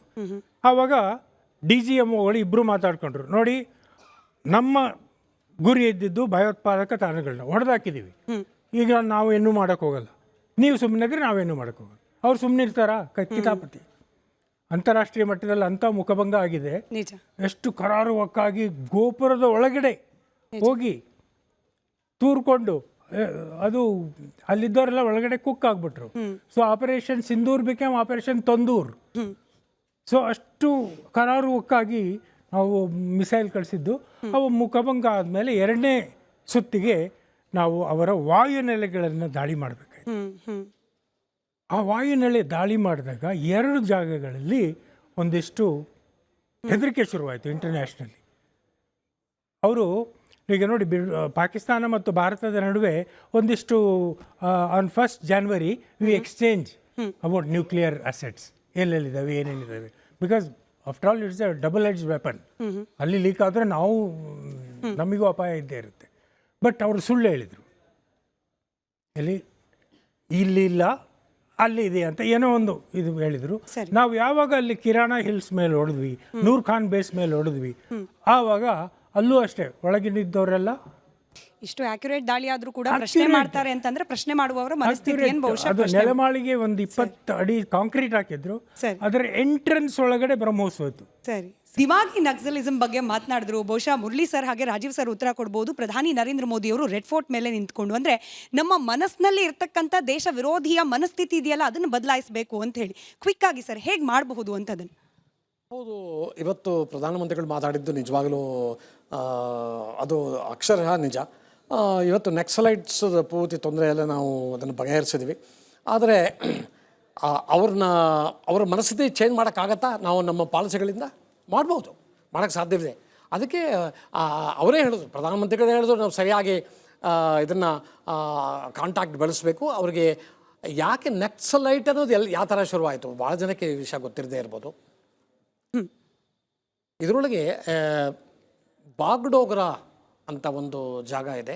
ಬಾಗ್ಡೋಗ್ರಾಯಿಂದ 40 ಕಿಲೋಮೀಟರ್ ಇದರ ಉತ್ತರ ದಿಕ್ಕಿನಲ್ಲಿ ಒಂದು ಚಿಕ್ಕ ಹಳ್ಳಿ ಇದೆ, ನಕ್ಸಲ್ ಬಾರಿ ಅಂತ. ಈ ನಕ್ಸಲೈಟ್ ಅನ್ನೋ ಮೂವ್ಮೆಂಟ್ ಶುರುವಾಗಿದ್ದೆ ಅಲ್ಲಿಂದ. ಸೊ ಅವರು ನಕ್ಸಲೈಟ್ ಯಾವ ಥರ ಏನು ಮೂಮೆಂಟು ಅಂದರೆ, ಅವರು ಪ್ರತಿಯೊಂದಕ್ಕೂ ಒಂದು ಪ್ರೊಟೆಸ್ಟು. ಅವ್ರಿಗೆ ಯಾವುದು ಅವ್ರಿಗೆ ಬೇಕಾದಾಗ ಪ್ರೊಟೆಸ್ಟ್ ಅಂದರೆ ವೈಲೆಂಟ್ ಪ್ರೊಟೆಸ್ಟ್, ಅದು ನಾನ್ ವೈಲೆನ್ಸ್ ಅನ್ನೋದು ಇಲ್ಲೇ ಇಲ್ಲ. ಸೊ ಈ ನಕ್ಸಲೈಟ್ಸ್ದು ಅದೇ ಮನಸ್ಸಿನ ಸ್ವಭಾವ. ನಮಗೇನು ಬೇಕು ಅದನ್ನು ನಾವು ವೈಲೆಂಟ್ ಮೀನ್ಸಿಂದ ನಾವು ಅದನ್ನು ಸಾಧಿಸ್ತೀವಿ. ಅದರಿಂದ ಏನಾಯಿತು, ವಿಪರೀತ ಯಾವ ಥರ ಸಾವು ನೋವಾಯಿತು ಅನ್ನೋದು ಎಲ್ಲರಿಗೂ ಗೊತ್ತು. ಅವನ್ನ ಎಂಗೇಜ್ ಮಾಡಿ, ಅದು ಪರ್ಟಿಕ್ಯುಲರ್ಲಿ ಆ ಜಾಗ ಇರೋದು ಇದನ್ನು ಆಂಧ್ರ ಪ್ರದೇಶ ಆಮೇಲೆ ಜಾರ್ಖಂಡ್ ಹತ್ತಿರ ಇರೋ ಜಾಗ ಅದು. ಸರಿ. ಅವ್ರ ಜೊತೆ ಎಂಗೇಜ್ ಮಾಡಿ ಅವ್ರನ್ನ ಮೇನ್ ಸ್ಟ್ರೀಮಿಗೆ ಕರ್ಕೊಂಬಂದು ಅವ್ರಿಗೆ ಏನೇನು ಬೇಕೋ ಅದನ್ನು ಕೊಟ್ಟು ಅಲ್ಲಿ ಅವ್ರನ್ನ ಸೆಟ್ಲ್ ಆಗೋಕ್ಕೆ ಒಂದು ಆಸ್ಪದ ಕೊಟ್ಟು, ಇದು ಮಹಾರಾಷ್ಟ್ರದಲ್ಲೂ ಇದೆ ಇನ್ಸಿಡೆಂಟ್, ಇದು ನಕ್ಸಲ್ ಬಾರಿ. ಈ ಥರ ಮಾಡೋದ್ರಿಂದ ಅವ್ರನ್ನ ಸರಿಯಾದ ಇದಕ್ಕೆ ಇತ್ತೀಚೆಗೆ ಬಹಳ ವೈರಲ್ ಆಗ್ತಾ ಇದೆ ಸರ್ ಸೋಷಿಯಲ್ ಮೀಡಿಯಾ. ಎಟ್ಟಗೇನ್ ಯಾರೆಲ್ಲ ಗನ್ ಬಿಟ್ರು ನಕ್ಸಲ್ ಮಹಿಳೆಯರು ರ್ಯಾಂಪ್ ವಾಕ್ ಮಾಡ್ತಿದ್ದಾರೆ ಅಂತ ಹೇಳಿ ಅಲ್ಲಿ ಪರಿವರ್ತನೆ ಯಾವ ಮಟ್ಟಿಗೆ ಪರಿವರ್ತನೆ ಆಗ್ತಾ ಇದೆ. ಅದರಿಂದ ನಮ್ಮ ಸರ್ಕಾರ ಮಾಡುವ ಪ್ರಯತ್ನದಿಂದ ಎಲ್ಲ ಪರಿವರ್ತನೆ ಆಗ್ತಾ ಇದೆ. ಅದಕ್ಕೆ ನಮ್ಮ ರಾಜ್ಯ ಸರ್ಕಾರಗಳು ಸಹಕಾರ ಕೊಡಲೇಬೇಕು. ಎಲ್ಲದೂ ಸೆಂಟ್ರಲ್ ಗವರ್ಮೆಂಟ್ ಇಂದ ಮಾಡಕ್ಕೆ ಸಾಧ್ಯವಿಲ್ಲ. ಅದನ್ನೇ ಇವತ್ತು ಪ್ರಧಾನಮಂತ್ರಿಗಳು ಹೇಳ್ತಾ ಇದ್ರು. ಆಮೇಲೆ ನೀವು ದಯವಿಟ್ಟು ಕ್ಷಮಿಸಿ, ಒಂದೇ ಒಂದು ಚಿಕ್ಕ ಇನ್ಫಾರ್ಮೇಷನು ಈಗ ಗೊತ್ತಿಲ್ಲದೆ ಇರೋದು ಭಾಳ ಜನಕ್ಕೆ, ಅದನ್ನು ನಾನು ಹೇಳಬೇಕು. ನೀವು ಆ ಪ್ರಶ್ನೆ ಕೇಳಿದಲ್ಲ ಲಾಸ್ಟ್ ಟೈಮು, ಅದ್ರ ಉತ್ತರ ಇದಕ್ಕೆ. 7 ತಿಂಗಳ ಕೆಳಗೆ CNN ನ್ಯೂಸಲ್ಲಿ ಮಾರ್ಕ್ ರೂಬಿಯೋ, ಇದನ್ನ ಸೆಕ್ರೆಟರಿ ಆಫ್ ಸ್ಟೇಟ್, ಆಮೇಲೆ ಇದನ್ನ ವೈಸ್ ಪ್ರೆಸಿಡೆಂಟ್ JD ವ್ಯಾನ್ಸ್, ಅವರಿಬ್ಬರನ್ನ ಮಾರ್ಕ್ ಆಂಡರ್ಸನ್ ಮೇಲೆ ರಫೀಕ್ ಜಕಾರಿಯಾ ಅವರಿಬ್ಬರನ್ನ ಕಾರ್ನರ್ ಮಾಡಿದ್ರು. ನಿಜವಾಗ್ಲೂ ಟ್ರಂಪ್ ಬಂದಿದ್ದರಿಂದ ಇಂಡಿಯಾ ಪಾಕಿಸ್ತಾನ ಇದು ವಾರ್ ನಿಲ್ತ್ಕೋತಾ, ಅವರು ಬಹಳ ಕಷ್ಟಪಟ್ಟು ಉತ್ತರ ಕೊಟ್ಟರು ಇಲ್ಲ ಅಂತ. ಆದರೆ ಅವರು ಇದನ್ನು ಮಾರ್ಕ್ ಆಂಡರ್ಸನ್ ಬಹಳ ಒಂದು ಪ್ರಶ್ನೆ ಕೇಳ್ದ. ನೋಡಿ, ಇವತ್ತು ನಿಮ್ಮ ಟ್ರಂಪ್ನ ಎಲ್ಲ ಚುಡಾಯಿಸ್ತಾ ಇರೋದು ಪೀಟ್ ಹೆಕ್ಸೆಟ್, ಅವನು ಡಿಪಾರ್ಟ್ಮೆಂಟ್ ಆಫ್ ವಾರ್ನವನು. ಅವನಿಂದಾನೇ ಇಷ್ಟೆಲ್ಲ ತೊಂದರೆ ಆಗ್ತಾ ಇರೋದು. ಅವನು ಹೇಳ್ಕೊಟ್ಟು ಇದನ್ನ ಪ್ರೆಸಿಡೆಂಟ್ ಟ್ರಂಪ್ ಏನವರು ಈ ಥರ ಸ್ಟೇಟ್ಮೆಂಟ್ ಕೊಟ್ರ. ಅದಕ್ಕೆ ಅವ್ರು ಉತ್ತರ ಕೊಡಲಿಲ್ಲ. ಆದರೆ ನೆಕ್ಸ್ಟ್ ಡೇ ಫಾಕ್ಸ್ ನ್ಯೂಸಲ್ಲಿ ಬರುತ್ತೆ. ಫಾಕ್ಸ್ ನ್ಯೂಸು ಅವರು ದೇ ಸಪೋರ್ಟ್ ಟ್ರಂಪ್. ಇವೆಲ್ಲ ಸುಳ್ಳು, ಆ ಥರ ಅವ್ರು ಹೇಳಲೇ ಇಲ್ಲ, ಪೀಟರ್ ಹೆಗ್ಸೆಟ್ ಈ ಥರ ಮಾತಾಡಲೇ ಇಲ್ಲ ಅಂತ. ಅದನ್ನ next day Caroline Leavitt press secretary ಬಂದು ಹೇಳ್ತಾಳೆ, ಇಲ್ಲ ನಮ್ಮ ಪ್ರೆಸಿಡೆಂಟ್ ಅವರು ಇಂಟರ್ವ್ಯೂನ್ ಆಗಿದ್ರಿಂದಾನೇ ಎರಡು ದೇಶಗಳ ಮಧ್ಯ ಎಲ್ಲವೂ ಓಪನ್ ಆಗಿ ನಮ್ಮ ಕಣ್ಮುಂದೆ ಇರುವಾಗ ಎಲ್ಲವನ್ನ ಗಮನಿಸುವ ವ್ಯವಧಾನ ಬಹುಶಃ ಈ ಥರ. ಆಮೇಲೆ ಅದರಿಂದ ವಾಪಸ್ಸು ನಿಮ್ಮ ನೆಕ್ಸಲೇಟ್ಗೆ ಬರಬೇಕು ಅಂತಂದರೆ ಇದು ಅವ್ರನ್ನ ನಾವು ಎಂಗೇಜ್ ಮಾಡೋದ್ರಿಂದ ಇದು ಈ ತೊಂದರೆಗಳು ಕಮ್ಮಿ ಆಗುತ್ತೆ. ಅವ್ರಿಗೊಂದು ಆಪರ್ಚುನಿಟಿ ಕ್ರಿಯೇಟ್ ಮಾಡಿಕೊಡ್ಬೇಕು. ಈಗ ಅವ್ರಿಗೆ ಜನಸಾಮಾನ್ಯರಿಗೆ ಅವರ ಜೀವನ ಮಾಡೋಕ್ಕೆ ಎಲ್ಲ ಫೆಸಿಲಿಟೀಸ್ ಕೊಡಬೇಕು. ಆಮೇಲೆ ಅವ್ರಿಗೆ ನಂಬಿಕೆ ಹುಟ್ಟಬೇಕು, ಇಲ್ಲ ಈ ಸರ್ಕಾರ ನಮಗೋಸ್ಕರ ಮಾಡುತ್ತೆ, ರಾಜ್ಯ ಸರ್ಕಾರ ಮಾಡುತ್ತೆ, ನಮ್ಮಲ್ಲಿ ಯಾವ ಪೊಲೀಸ್ನವರು. ನಾಗರಿಕ ಪ್ರಜ್ಞೆ ಅನ್ನೋದು ಒಂದು ಇದೆಯಲ್ಲ ಸರ್, ನಮ್ಮ ಕರ್ತವ್ಯ. ಬಹುಶಃ ಮಾತನಾಡ್ತಾ ಹೋದ್ರೆ 3 ಗಂಟೆ 4 ತಾಸು ಹಿಡಿಯುವಂತಹ ಕಾರ್ಯಕ್ರಮ ಇದು. 1.5 ಗಂಟೆಗೆ ನಾವು ಅದನ್ನ ರಿಸ್ಟ್ರಿಕ್ಟ್ ಮಾಡೋ ಪ್ರಯತ್ನವನ್ನ ಮಾಡ್ತಾ ಇದ್ವಿ. 7 ಸೂತ್ರಗಳನ್ನ ಕೊಟ್ಟಿದ್ದಾರೆ ದೇಶದ ಪ್ರಧಾನಿಗಳು. ಯಾವುದೋ ಪಕ್ಷದಿಂದ ಆಯ್ಕೆಯಾದವರು ಅಂತ ನೋಡೋದ್ರ ಬದಲು ನಮ್ಮ ದೇಶದ ಪ್ರಧಾನಿ ಅನ್ನೋದನ್ನ ಗಮನಿಸ್ತಾ ಟೆಕ್ನಾಲಜಿಯಿಂದ ಹಿಡಿದುಬಿಟ್ಟು ಸಾಫ್ಟ್ ಪವರ್ವರೆಗೂ, ಕೃಷಿಯಿಂದ ಹಿಡಿದುಬಿಟ್ಟು ನಿಮ್ಮೆಲ್ಲರ ಮನಸ್ಸನ್ನ ಮುಟ್ಟುವಂಥ ವಿಚಾರಗಳು ಎಲ್ಲದರಲ್ಲೂ ಕೂಡ ನಾವು ಇರ್ತಕ್ಕಂಥ ಕ್ಷೇತ್ರದಲ್ಲಿ ದಿ ಬೆಸ್ಟ್ ಮಾಡುವ ಪ್ರಯತ್ನವನ್ನ ಮಾಡೋಣ. ಬಾಹ್ಯವೋ ಅಥವಾ ಆಂತರಿಕವೋ ನರೇಟಿವ್ಗಳಿಗೆ ಈಲ್ಡ್ ಆಗದಲ್ಲೇ ಸತ್ಯ ಯಾವುದು ಅನ್ನೋದನ್ನ ಪರಾಮರ್ಶಿಸುವಂತಹ ಮನಸ್ಥಿತಿಗೆ ನಾವು ಹೋಗೋಣ. ಬಹುಶಃ ಅದು ಭಾರತಾಂಬೆಗೆ ನೀವು ಕೊಡಬಹುದಾದ ಅತಿ ದೊಡ್ಡ ಕೊಡುಗೆ ಆಗತ್ತೆ. Let's be Indian first, nation first ಅನ್ನೋದು ನಮ್ಮೆಲ್ಲರ ಧ್ಯೇಯವಾಕ್ಯ ಆಗಲಿ ಅಂತ ಹೇಳಿ ಆಶಿಸ್ತಾ ಕಾರ್ಯಕ್ರಮ ಮುಗಿಸ್ತಾ ಇದ್ದೀನಿ. ಧನ್ಯವಾದ 4 ಜನಕ್ಕೂ ಕೂಡ ಕಾರ್ಯಕ್ರಮದಲ್ಲಿ ಭಾಗಿಯಾಗಿದ್ದಕ್ಕೆ. ಹಾಗೆ ಸದಾ ಭಾರತಾಂಬೆಯ ಬೆನ್ನೆಲುಬು ನಮ್ಮ ಹೆಮ್ಮೆಯ ಸೈನಿಕರು ಹಾಗೆ ಪತ್ನಿಯರು, ಧನ್ಯವಾದ ತಮಗೂ ಕೂಡ ಕಾರ್ಯಕ್ರಮದಲ್ಲಿ ಭಾಗಿಯಾಗಿದ್ದಕ್ಕೆ. ಹಾಗೆ ಇಡೀ ಕಾರ್ಯಕ್ರಮದ ಮೆರುಗನ್ನು ಹೆಚ್ಚಿಸಿದ್ದು ನಮ್ಮ ಕಲಾ ತಂಡ. ತುಂಬ ಹೃದಯದ ಧನ್ಯವಾದ ರಿಪಬ್ಲಿಕ್ ಕನ್ನಡದ ಈ ಕಾರ್ಯಕ್ರಮದಲ್ಲಿ ತಾವು ಭಾಗಿಯಾಗಿದ್ದಕ್ಕಾಗಿ. ಇದಾಗಿತ್ತು ಇವತ್ತಿನ ವಿಶೇಷ ಕಾರ್ಯಕ್ರಮ. ನೋಡ್ತಾ ಇರಿ ರಿಪಬ್ಲಿಕ್ ಕನ್ನಡ, ಇದು ನಿಮ್ಮ ಧ್ವನಿ. ಆರೋಗ್ಯ ಹಾಗೂ ನ್ಯೂಟ್ರಿಷನ್ ಸಿಗುತ್ತೆ, ನೋಡಿ ಬಾಡಿ ಸ್ಟ್ರಾಂಗ್ ಆಗುತ್ತೆ, ಸ್ವಲ್ಪ ತಿಂದು ಹಸಿವು ನಿಗುತ್ತೆ, ಡೈಜೆಷನ್ಗೆ ಇಲ್ಲ ಅಪಾಯ. MDH ಸೋಯಾ ಟೀ, ಅಸಲಿ ಪ್ರೋಟೀನ್. MDH